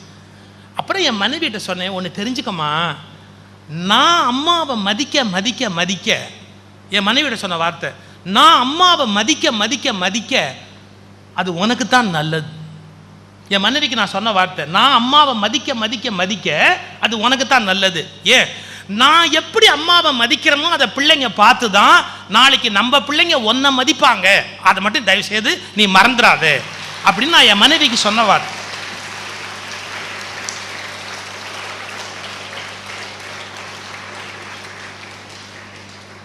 யோசிச்சு பாருங்க, நான் எங்கள் அம்மாவுக்கு கொடுக்குற மரியாதையை பார்க்க பார்க்க குழந்தைங்க என்ன நினைக்கும், ஓ அப்பா அம்மாவை அப்படி கொண்டாடுறாருன்னா நம்ம அம்மாவை நாளைக்கு நாம் கொண்டாடணும். அந்த தாட் ஆழமாக மனசில் வந்து சேர்றதுக்கு வாய்ப்பு இருக்குது. பையனோ பொண்ணோ பெற்றோரை பார்த்து தானே பழக்க வழக்கங்களை கற்றுக்கிறான். ஏன்னா சார் சொன்னார், இந்த சீடி பெற்றவங்களுக்குலாம் போகுதுன்னு சொன்னார். அதுக்காக தான் சொல்கிறேன், பெற்றவங்க நடந்துக்கிறத பார்த்து தான் குழந்தைங்க பல விஷயத்தை கற்றுக்கிறாங்க. ஒரு அப்பா சிகரெட் பிடிக்கிறான்னு வச்சுக்கோ, அப்போ வட்டமாக விட்டான்னு வச்சுக்கோ, பையன் என்ன பண்ணுவான், மாவட்டமாக விடுவான். நம்ம அப்பா கூட நம்ம பெரிய ஆள் ப்ரூவ் பண்ணணும் அப்படின்னு அவன் வேலையை அவன் காட்டுவான். அப்பா யோசிக்கணுமா இல்லையா, நம்ம பிள்ளை எப்படின்னா நம்ம சரியா இருக்கணும் அப்படின்னு. ஏன்னா அந்த சீடி அப்போ அவங்க பெற்றோருக்கு போகுதுன்னு சொன்னார், சொல்ல வேண்டிய நான் சொல்லிடணும் இல்லையா. நம்ம எப்படி நடந்துக்கிறோமோ நம்ம தாய் தகப்பட்ட அதை பொறுத்து தான் குழந்தைங்க நம்மகிட்ட நடந்துக்குவாங்க. இந்த உணர்வுகள் நம்ம மனசில் தேக்கி வச்சுக்கணும். சரி, இப்போ அம்மாங்கிறது அன்பு வடிவமான உயிர். ஒரு திருக்குறள் இருக்கு, உங்களுக்கு தெரியும், அன்பும் அறனும் உடைத்தாயின் இல்வாழ்க்கை பண்பும் பயனும் அது அப்படின்னு ஒரு திருக்குறள் இருக்கு. இந்த திருக்குறள் எதில் போடுவாங்கன்னா பெருவாரியா கல்யாண பத்திரிகைகள் எல்லாம் போடுவாங்க. அன்பும் அறனும் உடைத்தாயின் இல்வாழ்க்கை பண்பும் பயனும் அது அப்படின்னு போடுவாங்க. இந்த திருக்குறளுக்கு என்ன அர்த்தம் எழுதுறாங்க, அன்பும் அறனும், அன்புங்கிறது பாச உணர்ச்சி, அறம் என்பது தர்மத்தை பற்றிய வாழ்க்கை முறை. இது யாருக்கு இருக்கோ அவங்களுக்கு பண்பும் பயனும் உடைய வாழ்க்கை அமையும் தான் பொழிப்புரை. ஆனால் உண்மையான அர்த்தம் அதை விட ஆழமானது. என் நண்பர் ஒருத்தருடைய வீட்டுக்கு போயிருந்தேன். இந்த மாதிரி அவங்க அப்பா படம் மாட்டி வச்சுருந்தார். அவங்க அப்பாவுடைய படத்தை போட்டு எழுதியிருக்கார், தோற்றம் மறைவு அப்படின்னு. அவங்க அம்மா படத்தை போட்டு வச்சிருக்கிறார். அவங்க அம்மா படத்துக்கு கீழே ஒரு வார்த்தை எழுதியிருந்தார், அப்பா படத்துக்கு கீழே ஒரு வார்த்தை எழுதியிருந்தார். அன்னைக்கு தான் எனக்கு திருக்குறளுக்கு அர்த்தமே தெரிஞ்சது. என்ன தெரியுமா, அம்மா படத்துக்கு கீழே எழுதியிருந்தார் அன்பு, அப்பா படத்துக்கு கீழே எழுதியிருந்தார் அறம்.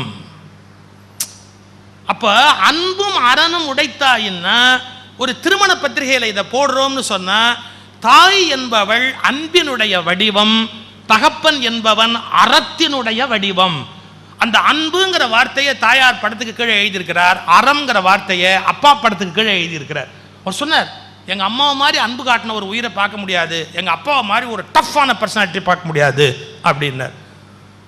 இப்போல்லாம் கொஞ்சம் உங்கள் தாய் தகப்பெல்லாம், தாய் நிறைய படித்து வேலைக்கு போகிறவங்களா இருக்காங்க. எங்கள் காலத்துலலாம் அப்படி கிடையாது. எங்கள் அம்மாலாம் குறைந்த படிப்பு உடையவர்கள், அவங்க அம்மாலாம் ரொம்ப ரொம்ப ரொம்ப குறைஞ்ச படிப்பு உடையவங்க. படிப்பு இருக்காது, சரியாக சொல்லப்போனால் ரொம்ப எமோஷனலாக அட்டாச்சாக இருப்பாங்க, ரொம்ப பிரியமாக இருப்பாங்க. அதாவது முட்டாள்தனமாக கூட இருப்பாங்க, ஒரு வகையில் பார்த்தா கொஞ்சம் முட்டாள்தனமாக கூட இருப்பாங்க அவங்களுடைய இயல்பெல்லாம். ஆனால் பாசமாக இருப்பாங்க.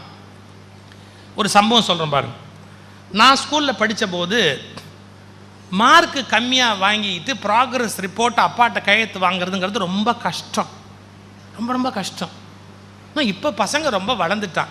இந்த மாதிரி சின்ன வேலையெல்லாம் அப்பாட்ட எதுக்கு கொடுக்குறது அப்படின்னு அவனே போட்டு அவனே கொடுத்துட்றான். இதெல்லாம் எதுக்கு போய் சின்ன சின்ன விஷயம் எல்லாம் அப்பா போய் தொந்தரவு பண்ணிக்கிட்டு, அந்த அளவுக்கு வளர்ந்துட்டான். எங்கள் காலத்துலலாம் அவ்வளோ தைரியம் கிடையாது. ப்ராக்ரஸ் ரிப்போர்ட் கையெழுத்து வாங்கிட்டு வா அப்படின்னு கொடுப்பாங்க.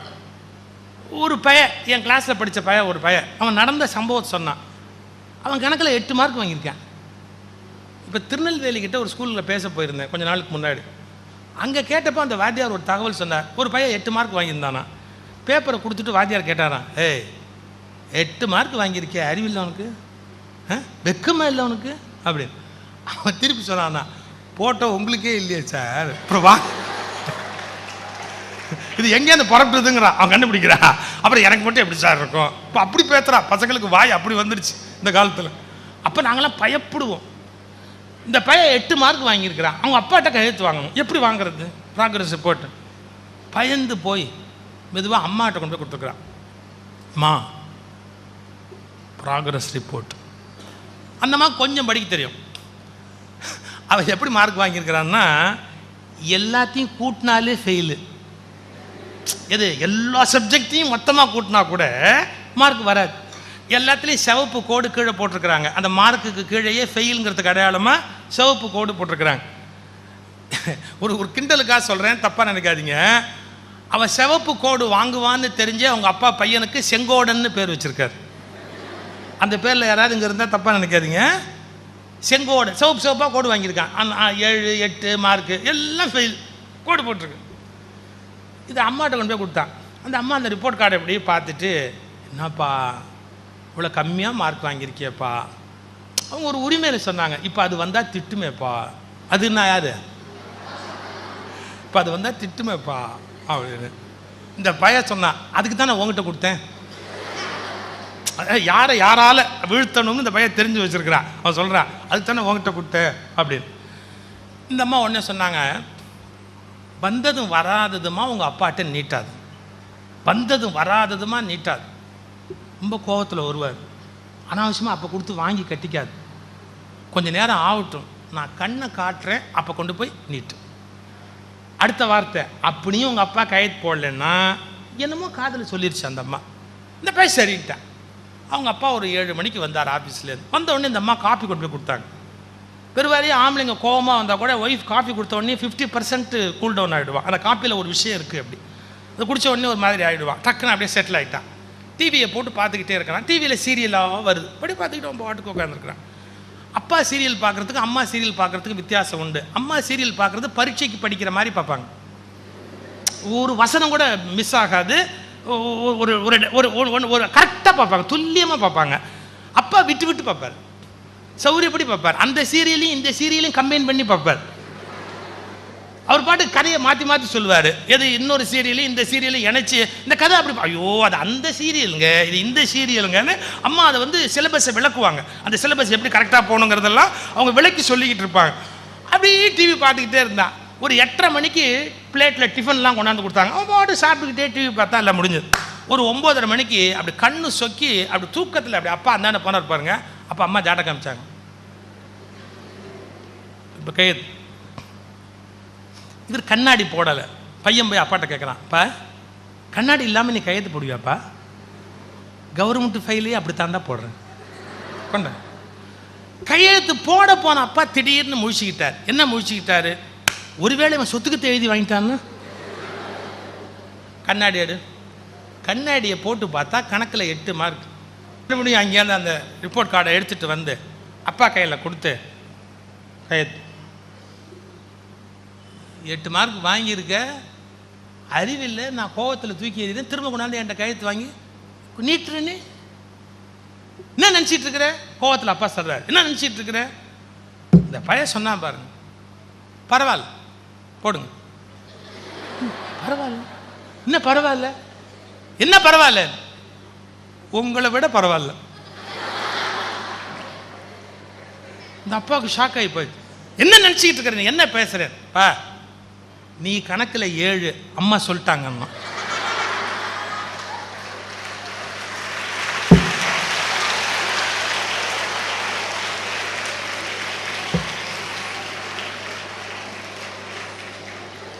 சொல்லிட்டு பையன் சொன்னான், பா ஒரு தலைமுறைங்கிறது நீ 7 வாங்கினேன், நான் 8 வாங்கினேன், என் பிள்ளை 9 வாங்குவான். அப்படி படிப்படியாக தானேப்பா முன்னேற முடியும்.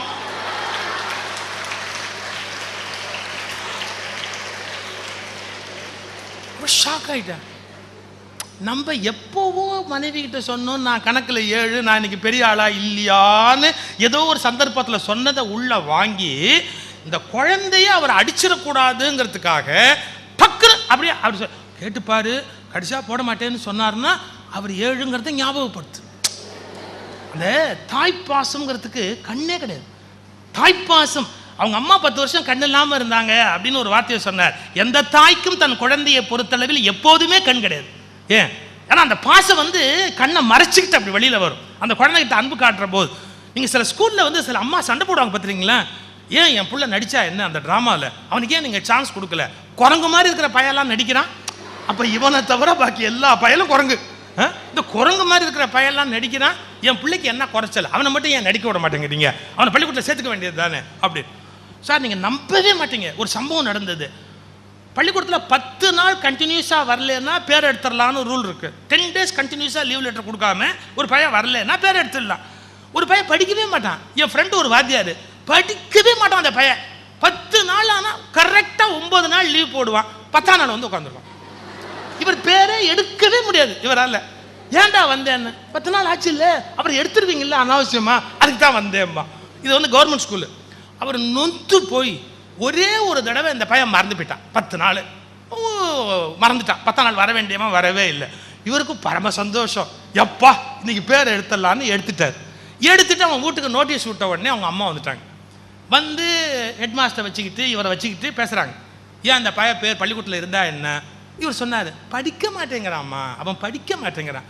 அந்த அம்மா சொன்னாங்க, பாருங்க, அவன் படிக்கல இல்லை, உங்களுக்கு தொந்தரவே இல்லைல்ல, அவன் படித்தாதானே அவன் நோட் புக்கை திருத்தணும் எவ்வளவோ வேலையெல்லாம் இருக்கு. அப்போ உங்களுக்கும் ஒன்றும் சிரமமே இல்லை. அவன் பாட்டுக்கு ஒரு ஓரமாக உட்காந்துட்டு போறான், அவன் பேரை ஏன் எடுத்தீங்க? இவர் சொன்னார், என்ன சொன்னா கேட்க மாட்டேங்கிறீங்களாம்மா, அந்த பையன் பொண்ணும் பிரயோஜனம் இல்லைம்மா, அவன் படிச்சு இப்போ என்ன பண்ணுவான், படிப்பே வரமாட்டேங்குது, அவன் படிச்சு என்ன பண்ண போறான், இவன் படிச்சு நீங்கள் அவனை என்னவா பண்ற ஐடியாவில் வச்சிருக்கிறீங்க? அந்த அம்மா சொன்னாங்க, பாருங்க, என்னையா இப்படி ஒரு 10வது பாஸ் பண்ணிட்டா உங்களை மாதிரி ஒரு வாத்தியார் ஆக்கிடலாம்.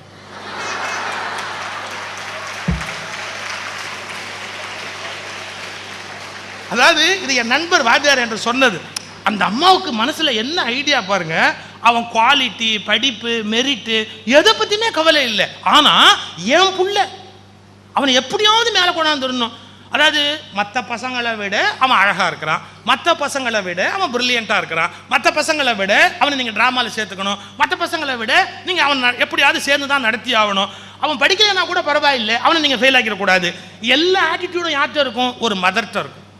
அது என்ன காரணம் அப்படின்னு கேட்டா, பூரணமான அன்பு உணர்ச்சி. ஒரு திருக்குறள் சொன்னார் பாருங்க, ஈன்ற பொழுதில் பெரிது உவக்கும் தன் மகனை சான்றோன் என கேட்ட. எப்படி முடியும் குறள்? ஏன் தந்தைன்னு போடல? ஈன்ற பொழுதில் பெரிது உவக்கும் தன் மகனை சான்றோன் என கேட்ட தாயின்னு போட்டார். என்ன அர்த்தம் எழுதியிருக்கிறாங்க அதுக்கு? பரிமேலருடைய உரையில் என்ன அர்த்தம் எழுதியிருக்கிறாருன்னு கேட்டா, ஒரு தாயாருக்கு நிஜமாவே நம்முடைய பிள்ளை அறிவாளியா அறிவாளி இல்லையான்னு தெரியாது. ஏன்னா அவன் அன்பு காரணமா அவனை ரொம்ப உயர்வாவே நினைச்சுக்கிட்டே இருப்பா. அதே மாதிரி அவன் மேல ரொம்ப அளவு கடந்த பாசம் வச்சிருப்பா. அவனுக்கு வீரம் இருந்தா கூட அடிபட்டுருமோ உதப்பட்டுருவானோ அப்படிங்கிற பயம் இருந்துகிட்டே இருக்கும். அவன் வீரன்னு இன்னொருத்தர் சொல்லி தான் தெரியணும், அவன் பெரிய படிப்பாளிங்கிறது இன்னொருத்தர் சொல்லி தான் தெரியணும். இன்னொருவர் சொல்ல கேட்டால் அன்றி ஒரு தாய்க்கு இதை புரிந்து கொள்ள முடியாதுன்னு உரை எழுதினார். ரொம்ப நுட்பமான ஒரு உரை, தானா கண்டுபிடிக்க தெரியாது. ஏன்னா ஒவ்வொரு பாசத்தால தன் பிள்ளை மேல தன் பிள்ளை என்ன அறிவில் இருக்கிறானோ அதை விட பெருசாவே நினைச்சுக்கிட்டு இருப்பா அவ. அது ஒரு மூடத்தனம் தான். அப்ப இன்னொரு சான்றோன் ஒப்புக்கொள்ளுகிற போதுதான், இவ்வளவு படிச்ச மனுஷனே அவர் ஒப்புக்கிறாரா, அப்ப என் பிள்ளை நிஜமாவே அறிவாளி தான், அப்பதான் நிஜமா கண்டுபிடிப்பாளாம். ஒரு சம்பவம் சொல்ற பாருங்க. பையன் வெளியில போறான். அப்ப அம்மா சொல்றா, ஏ ராசா பார்த்து போடா கண்ணு, தெருவில் கண்ட கண்ட பயலும் கார் ஓட்டுறான். கண்ட கண்ட பயலா கார் ஓட்டுறான்? பார்த்து போ, கண்ட கண்ட பயலும் கார் ஓட்டுறான், கண்ணா பின்னான்னு ஓட்டுறான், மேலையில் வந்து இடிச்சிட போறான், கவனமா போ. யாரு? அம்மா. இப்போ ஒன்று சொல்லட்டுமா, அம்மாவோட வயசு என்னன்னு சொல்லட்டுமா? அம்மாவோட வயசு 62, பையனோட வயசு 40. என்ன டிஎஸ்பி, போலீஸ் டிஎஸ்பி. அவனுக்கு சொல்ற அம்மா பார்த்து போ, கண்ட கண்ட பையலும் கார் ஓட்டுறான். இவன் டிஎஸ்பியாவே இருக்கட்டும், எவ்வளவு பெரிய ஆளாவே இருக்கட்டும், அவளை பொறுத்த வரையில அவர் சொன்னார் பாருங்க, தில்லிக்கு ராஜானாலும் தல்லிக்கு பிட்ட. அம்மாவை பொறுத்த வரைக்கும் குழந்தை தான். நீ டிஎஸ்பியா இருக்கிறேங்கிறதுக்காக இவன் வீரனா இருப்பான்னு ஒத்துக்குவாளா அம்மா? பயப்படுவா. எவனாவது வந்து அடிச்சிட போறான்யா, பார்த்து போயா, கொஞ்சம் கவனமா போயா. நீங்க நம்பவே மாட்டீங்க, காமராஜர்னு ஒரு முதலமைச்சர் இருந்தார். அவருக்கு ரொம்ப வயசாகி போச்சு, ஆனா கல்யாணம் பண்ணிக்காமே இருந்தாரு. அவரை பெரியார்னு ஒரு பெரிய தலைவர் காமராஜருடைய அம்மாவை போய் பார்க்க போனாங்க. காமராஜருடைய அம்மாவை பார்க்க போகும்போது அந்த அம்மா பாருங்க, ஐயா நீ சொன்னா என் மகன் கேட்பானாமே, நீ என்ன சொன்னாலும் என் மகன் கேட்பானாமே அப்படின்னு. பெரியார் சொல்றாரு, என்னம்மா உங்க பிள்ளைகிட்ட என்ன சொல்லணும்? கல்யாணம் பண்ணிக்க சொல்லியா? கல்யாணம் பண்ணிக்க சொல்லியா?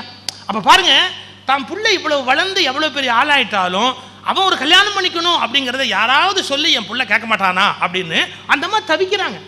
அப்ப தன்னுடைய பிள்ளை ஏன் கல்யாணம் பண்ணிக்கல, என்ன கொள்கையினால கல்யாணம் பண்ணிக்கல, அப்ப இவன் என்ன நிலைமையில இருக்கிறான், அதெல்லாம் அந்த தாய்க்கு புரிஞ்சுக்க தெரியாது.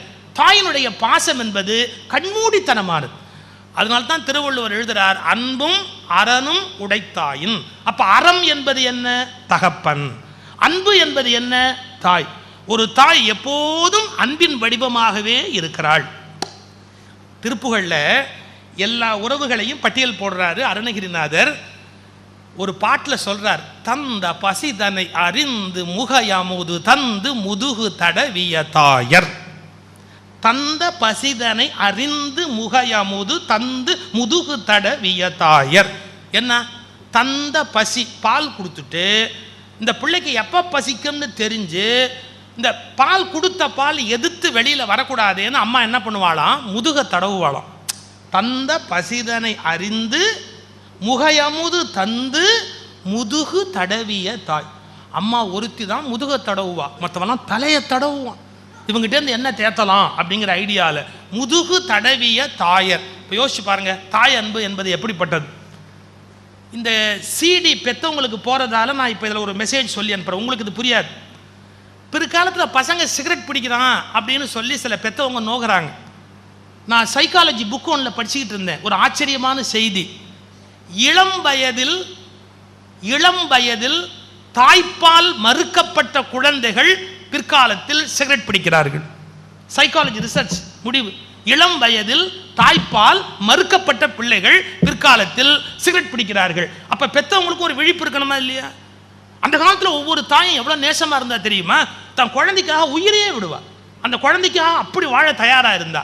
அப்ப பெற்றவங்களுக்கு அந்த உணர்வு இருக்கணும், அது ரொம்ப முக்கியம். இந்த சிடி போகுதுங்கிறதுக்காக சொல்றேன்.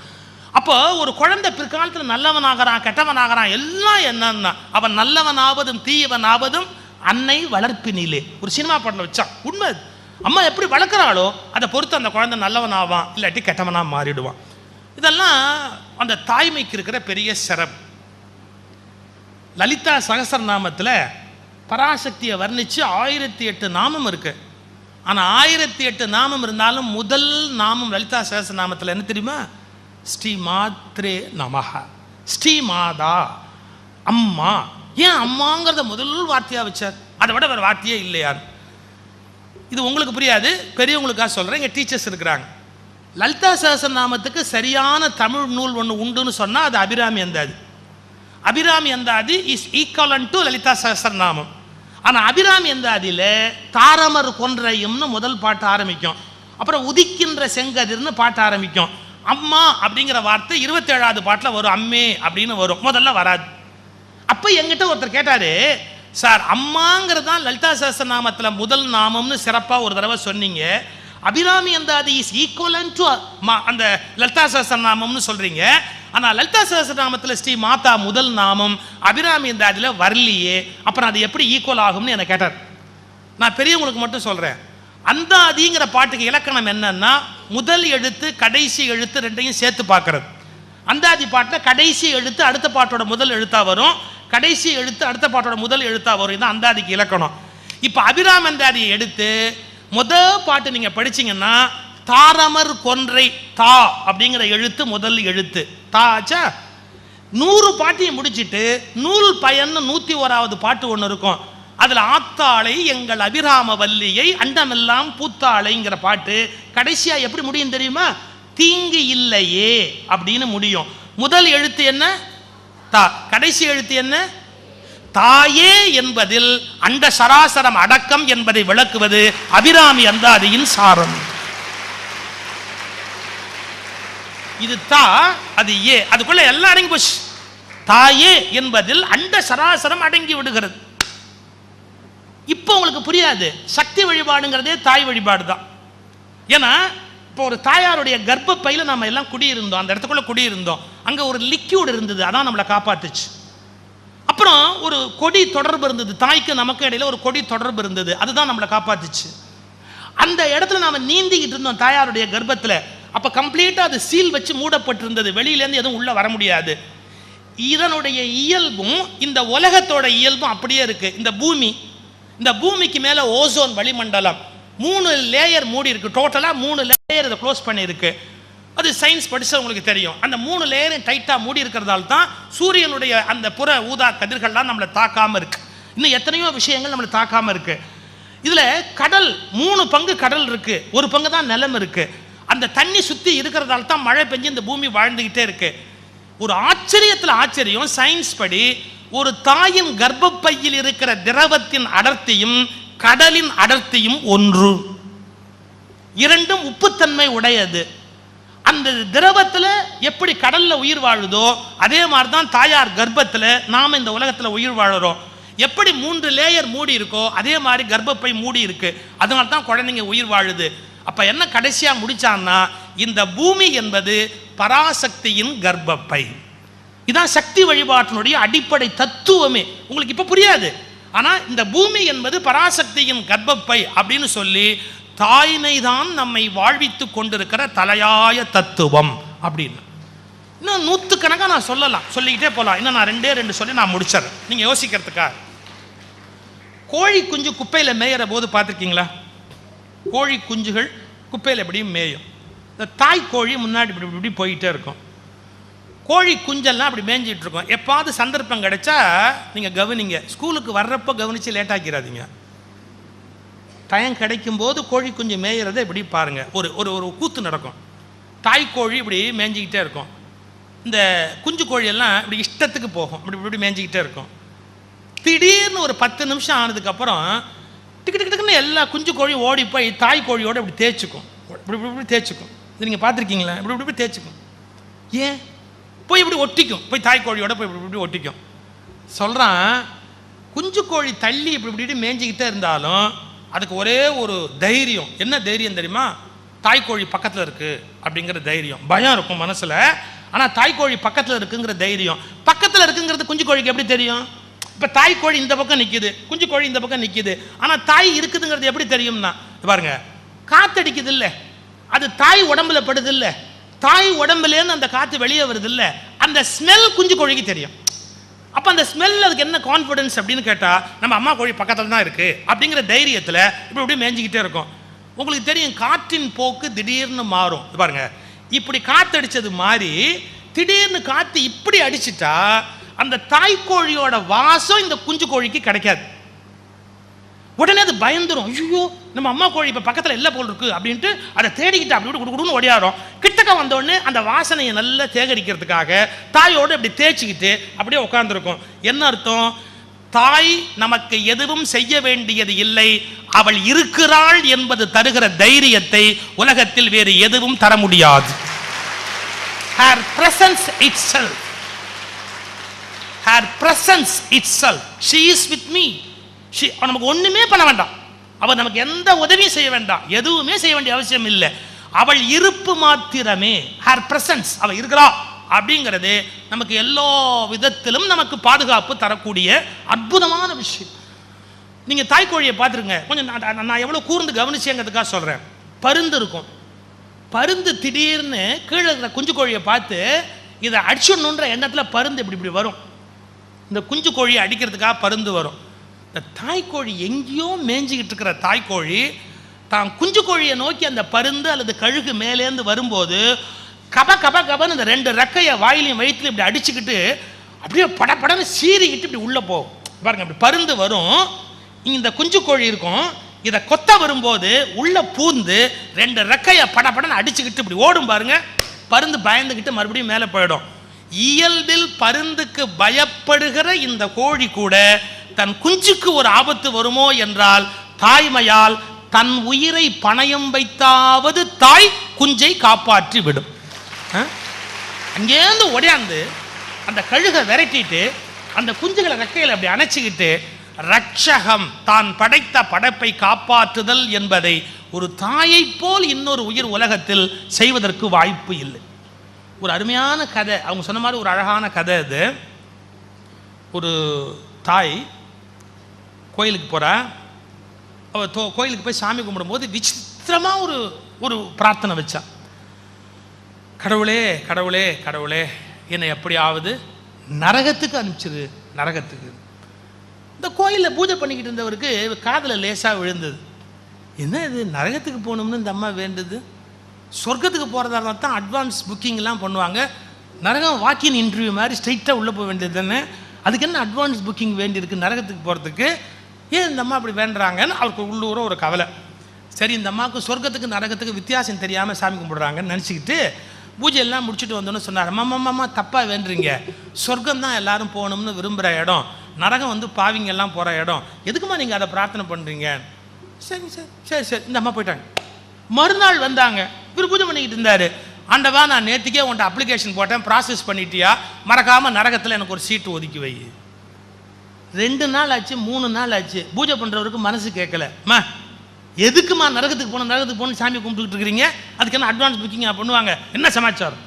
இந்த அம்மா சொன்னாங்க, இல்லையா நானும் என் கணவரும் குழந்தை இல்லைன்னு ரொம்ப நாளாக ஒரு நல்ல புள்ள கொடுப்பான்னு சாமிட்டெல்லாம் வேண்டணும்.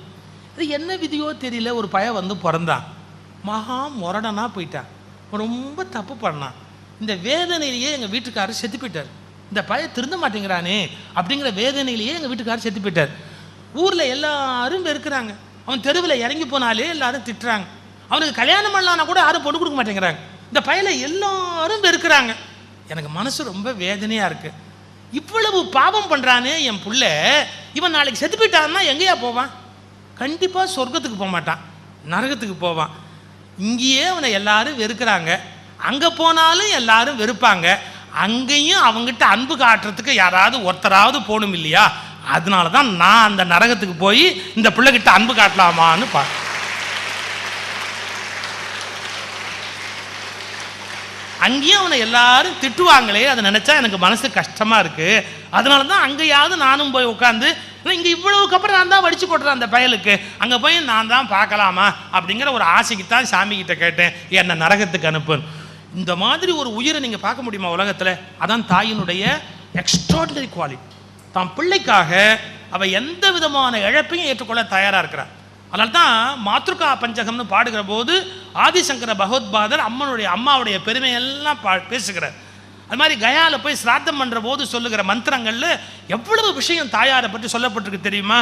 அம்மா நீ எனக்காக என்னென்ன கஷ்டப்பட்ட, வாந்தி எடுக்க முடியாமல் வாந்தி எடுத்தது, 10 பேருக்கு மத்தியில் கஷ்டப்பட்டது, சுமந்து கொண்டே அலைஞ்சது, எத்தனை விதமான பிரியமான உணவுகளை எனக்காக நீ விட்டு கொடுத்துருப்ப, இப்படி எல்லாம் சொல்லி சொல்லி சொல்லி சொல்லி சொல்லி அந்த தாயாருக்கு அந்த காரியத்தை பண்ணுவாங்க.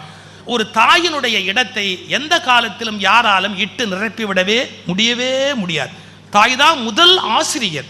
ஒரு குழந்தைக்கு ஃபர்ஸ்ட் டீச்சர் யார் அப்படின்னு கேட்டால் முதல் ஆசிரியர் தாய் மட்டுமே. இப்போ நான் உங்களை ஒரே ஒரு செய்தி உங்களுக்காக சொல்லி நான் நிறைவு பண்ணுறேன். நீங்கள் உங்கள் அம்மாவுக்காக என்ன செஞ்சீங்க? This is my question. நீங்கள் உங்கள் அம்மாவுக்காக என்ன செஞ்சீங்க? இன்றைக்கி அவர் வளர்ந்துட்டார், அம்மா பேர்லேயே பள்ளிக்கூடம் வச்சிருக்கிறார், அம்மாவுக்காக ஒரு விழா நடத்துகிறார், அவர் அம்மாவுக்கு என்ன செய்ய முடியுமோ எல்லாம் செய்கிறார். இதை விட ஒரு பெரிய ஆச்சரியம், அதே மாதிரி யார் யாரெல்லாம் அம்மாவை வச்சுக்க முடியலையோ அவங்களெல்லாம் வச்சுக்கிறதுக்கு ஏற்பாடு பண்ணியிருக்கிறார். அது வேறு சமாச்சாரம், அதெல்லாம் தனி. இப்போ நீங்கள் உங்கள் அம்மாவுக்கு என்ன பண்ண போகிறீங்க? ஒன்றும் வேணாம், நீங்கள் குடித்த காப்பி டம்ளரை நீங்கள் கழுவி வைக்கப்படாதா? ஒரு சின்ன விஷயம், மா காப்பி இப்படி அம்மா கொண்டாந்து கொடுத்தா அப்படியே டிவியை பார்த்துக்கிட்டு அப்படியே வாங்கி அப்படியே குடிச்சிட்டு இப்படியே நீட்டுவான் பையன். அம்மா வந்து இப்படி வாங்கிட்டு போகணும். அந்த குடித்த காப்பி டம்ளரை கழுவி வைக்கணும் அப்படிங்கிற ஒரு பழக்கம். நம்ம ஷூவை நம்ம போய் விடுறோம் வீட்டில் ஒரு குறிப்பிட்ட இடத்துல வச்சுட்டு, மறுநாள் நாமளே மோ சாக்ஸ் எங்க, மோ பனியன் எங்க, மோ சட்டை எங்க, மோ என்ன அம்மா அம்மா அம்மா எல்லாம் அங்கே அம்மா குழம்பு கொதிக்குது, புருஷன் கொதிக்கிறான், எல்லாம் ஒன்றா கொதிச்சுக்கிட்டு இருக்குது. அதோட மத்தியில் ஷூவை காணும், டையை காணும்.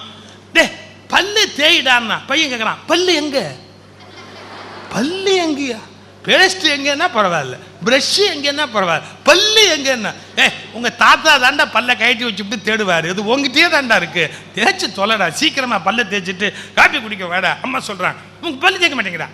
இதெல்லாம் சரியா? In what way you are going to help your mother? இப்போ ஒரு பெண் குழந்தையாக இருக்குது, அம்மா காய்கறி இருக்கிறா, உணவு இருக்கக்கூடாதா? அம்மாவுக்கு ஏதாவது தேவையான ஒரு காரியம், ஃப்ரிட்ஜில் பால் பாக்கெட் காலை ஏஞ்சோம், முதல்ல எடுத்து வெளியில் வச்சோம், ஒரு சின்ன ஹெல்ப் பண்ணோம், என்னென்ன நான் உனக்கு செய்யலாம்? What can I do for you? நான் உனக்கு என்ன செய்யலாம்? ஒன்றும் வேணாம், குளிக்க சொன்ன நேரத்தில் குளிச்சா போதும். சில வீட்டில் அம்மாக்கு குளிட சீக்கிரமாக குளிட முடிஞ்சா பார்ப்போம். ஒரு விஷயம் சொல்கிறேன் கேட்டுக்கோ, முக்கியமான விஷயம். என்னமோ ஒரு அவசரம்னு நீ நல்ல விஷயம் ஒன்று ஸ்கிப் பண்ணிட்டு போகிற பழக்கத்தை ஏற்படுத்திக்கிட்டா அது லைஃப்பில் நல்லதில்லை. இப்போ என்னமோ இப்போ 8 மணி ஆகி போச்சு, ஸ்கூல் பஸ் வந்துடும், நான் போகணும் அப்படின்னா இன்னைக்கு குளிக்கிறத ஸ்கிப் பண்ணிட்டா என்ன, சாயங்காலம் வந்து பண்ணிக்கிட்டா என்ன அப்படி சில பேர் யோசிச்சான்னு வச்சுங்க. I am very sorry. பள்ளிக்கூடம் போதல் என்பது நல்ல விஷயம்தான். அதற்காக குளித்தல் என்ற நல்ல விஷயத்தை நீ இன்னைக்கு ஸ்கிப் பண்ணேன்னா என் வார்த்தையை கவனி. ஒரு நல்ல விஷயத்திற்காக இன்னொரு நல்ல விஷயத்தை தாண்டி குதிப்பவர்கள் நாளை அந்த நல்ல விஷயத்தையும் தாண்டி குதிக்க மாட்டார்கள் என்று என்ன நிச்சயம்? அப்ப வாழ்க்கையில் நிறைய நல்ல விஷயங்களை நம்ம தாண்டி குதிச்சுக்கிட்டே போவோம். கூடாது, எல்லாத்தையும் கரெக்டா பண்ணணும். அப்ப நம்ம என்ன பண்ணலாம்? எந்திரிம்பாங்க சில பேர் வீட்டில் குழந்தைங்களை, காலையில் எந்திரிப்பா அப்படின்பா. நான் என் சௌரியம்படி தான் எந்திரிப்பேன், ஏன் என்ன சீக்கிரமா எந்திரின்னு சொல்றேன். கொஞ்சம் ஒரு ½ ஏர்லியராக எந்திரிச்சிட்டா அது பேரண்ட்ஸுக்கு எவ்வளவோ பெரிய ஹெல்ப். இங்கே +2 படிக்கிற பிள்ளைகளும் இருக்கிறீங்க. காலையில் எந்திரிச்சு படிக்கணும் அப்படின்னு நைட்டு அலாரம் வைப்பீங்க. ஆமே கரெக்ட். காலைல 5 மணிக்கு எழுந்துச்சு படிக்கலாம் அப்படின்னு ஒரு அலாரம் வைப்பீங்க. ஒரு கணக்கு சொல்கிறான், 3 மணிக்கு முழிக்கிறவன் முனிவன். விடிய காலையில் 3 மணிக்கு முழிக்கிறவன் முனிவன், 4 மணிக்கு விழிக்கிறவன் நல்லவன், 5 மணிக்கு விழிக்கிறவன் சிறந்தவன், 6 மணிக்கு விழிக்கிறவன் மனிதன், 7 மணிக்கு விழிக்கிறவன் எருமை.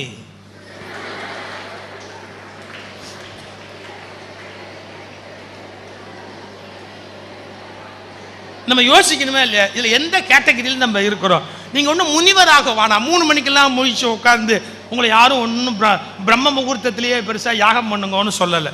ஓகே, அப்படியே ஸ்டாப் பண்ணிக்கணும். இப்போ நான் என்ன வார்த்தை சொல்கிறேன்? ஒரு 5 மணிக்கு எழுந்திச்சா சௌரியம். அது கூட முடியல, 6க்காவது எழுந்திச்சா சொல்லலை. எழுந்திரிச்சாச்சு, குளிச்சாச்சு, புறப்பட்டாச்சு, படித்தாச்சு, என்னமோ ஒன்று ஓடும். ஒரு 5லேருந்து 6க்குள்ளே. சரி, +2 படிக்கிற பிள்ளைங்களுக்கு ஒரு பழக்கம் இருக்கும், காலம்பரை எந்திரிச்சு படிம்பாங்க. ஒரு அலாரம் வைப்பான், 5 மணிக்கு எந்திரிக்கணும் அப்படின்னு, இல்லை 4 மணிக்கு எந்திரிக்கணும். ஏதோ ஒரு அலாரம் செட் பண்ணிட்டு படுத்துட்டான். என் கேள்வி, 5 மணிக்கு அலாரம் செட் பண்ணிட்டு படுத்துட்டான்னா நைட்டு தூங்கி காலம்பரை 5 மணிக்கு அலாரம் அடித்த உடனே சில பேர் அலாரத்தை திருப்பி அடிப்பான். என்ன அடிக்கிறது, நீ என்ன நினச்சிக்கிட்டு இருக்கிற அப்படின்னு அலாரத்தை அடிப்பான். அப்புறம் மறுபடியும் அடிக்குமா? அது அடிக்காது. அப்புறம் மணி 7 ஆகி போச்சு அப்படின்னு அதுக்கப்புறம் அறக்க பறக்க எந்திரிச்சு. இப்போ நான் அந்த மாதிரி வளர்ந்த பிள்ளைங்களை பார்த்து ஒரு கொஸ்டின் கேட்குறேன்.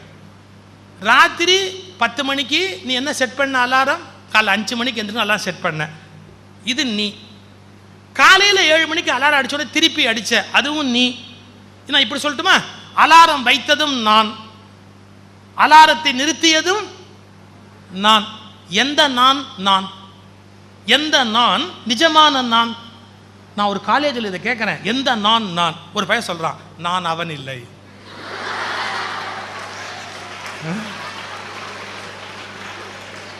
இல்லை, வாய் இப்போ பயங்கரமாக வளர்ந்து போச்சு.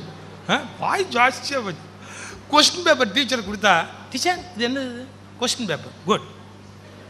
அடுத்தது ஒயிட் பேப்பர் கொடுத்தா, இது ஆன்சர் பேப்பர். கொஸ்டின் பேப்பரில் கொஸ்டின் இருக்கு, ஆன்சர் பேப்பரில் ஆன்சர் இருக்கா?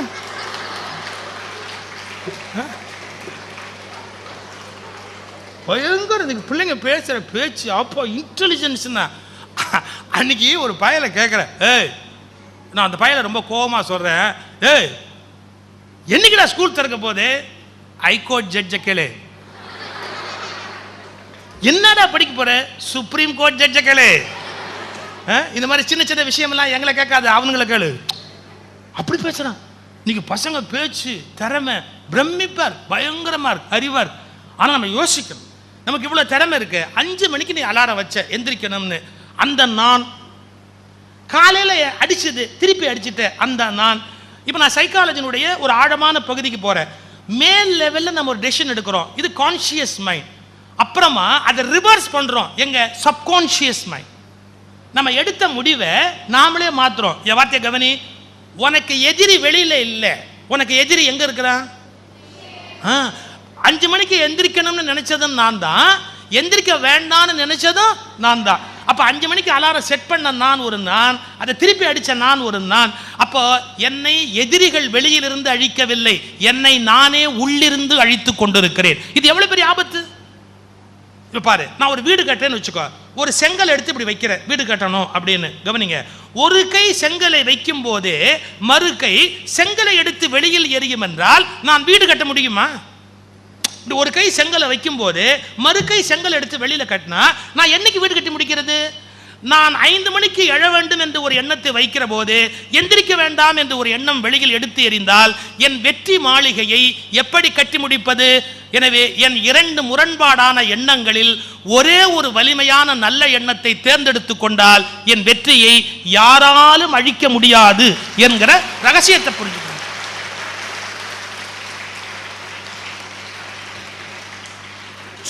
நீ என்னுடைய ஒரே ஒரு கேள்வி, உனக்கு அம்மா இவ்வளவு பண்ணினாங்களே, அம்மா இவ்வளவு நல்லது பண்ணாங்களே, அந்த அம்மாவுக்கு in what way you are going to help her, எந்த வகையில் நீ உதவ முடியும்? அவங்களுடைய சின்ன சின்ன ரிக்வஸ்ட், ஒரு சின்ன சின்ன ரிக்வஸ்ட் இருக்கும். கடைக்கு போய் இதை வாங்கிட்டு வாப்பா அப்படிம்பாங்க. முடியாது. யாரை போக சொல்ற? அப்பாவை போக சொல்ற. ஏன் அவர் போகணும்? அவர் தான் சும்மா உட்காந்துருக்காரு. எவ்வளவு அதுவும் ரொம்ப அழுத்தம். இதெல்லாம் விட கெஸ்ட்டு வீட்டுக்கு வந்திருக்கிறாங்க. அந்த அம்மா சட்டுன்னு இவ்வளோ கெஸ்ட்டு வந்துட்டாங்களேன்னு பையனை கூப்பிட்டு, எப்பா இங்கே வந்துட்டாருப்பா விருந்தாளி, ஏதாவது டிஃபன் கொடுக்கணும்ப்பா, போய் பாம்பே ரவை வாங்கிட்டு வாருனாங்க. ஏன்? அது ஆபத் பாந்தவன் அநாத ரட்சகர். எவனாவது சொல்லாமல் வந்துட்டா ரவா உப்புமா ஒன்று தான் போட முடியும், சடால்னு. போய் ரவை வாங்கிட்டு வாடா அப்படின்னா பையன் சொல்கிறான், இந்த மாதிரி வேலையெல்லாம் என்கிட்ட வச்சுக்காது. ஏன் இப்போ யாரா கடைக்கு போகிறது? இந்த விருந்தாளி வந்திருக்கிறாரு, நான் அடுப்பில் வந்து வேலை பார்த்துக்கிட்டு இருக்கிறேன், இப்போ இங்கே யார் போய் ரவை வாங்குவா? பையன் சொல்கிறான், அவரையே போக சொல். இது தெரிஞ்சிருந்தா வரும்போதே 1/2 கிலோ ரவை வாங்கிட்டு வந்திருப்பான், வேறு ஸ்வீட்டே வாங்காம வெறும்னா ரவையே வாங்கிட்டு வந்திருப்பான்னு. இப்போ அம்மாவுக்கு அந்த நேரத்தில் நம்ம உதவலேன்னு சொன்னால் வேறு யார் உதவுவா? அம்மா சொல்கிறாங்களே, இப்போ ராஜா கடைக்கு போய் இதை வாங்கிட்டு வாப்பா அப்படின்னா, அம்மா உனக்கு நான் பண்ணுறேம்மா, உனக்கு என்ன வேணுமா, நான் செய்கிறேன், சொல்ல முடியாதா?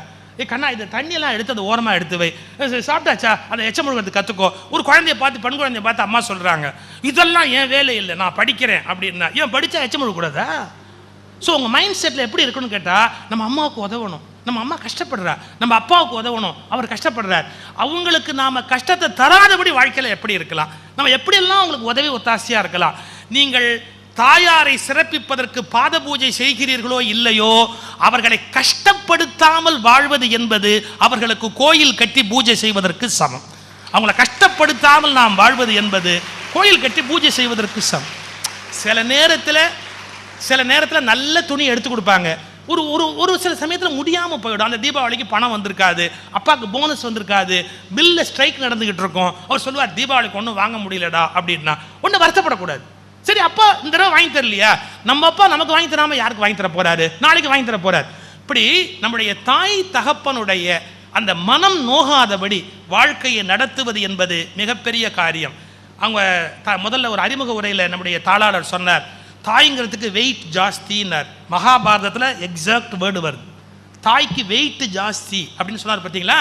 ஒரு கேள்வி தருமனுக்கும் யட்சனுக்கும் நடக்குது, பூமியை விட கனமானது எது?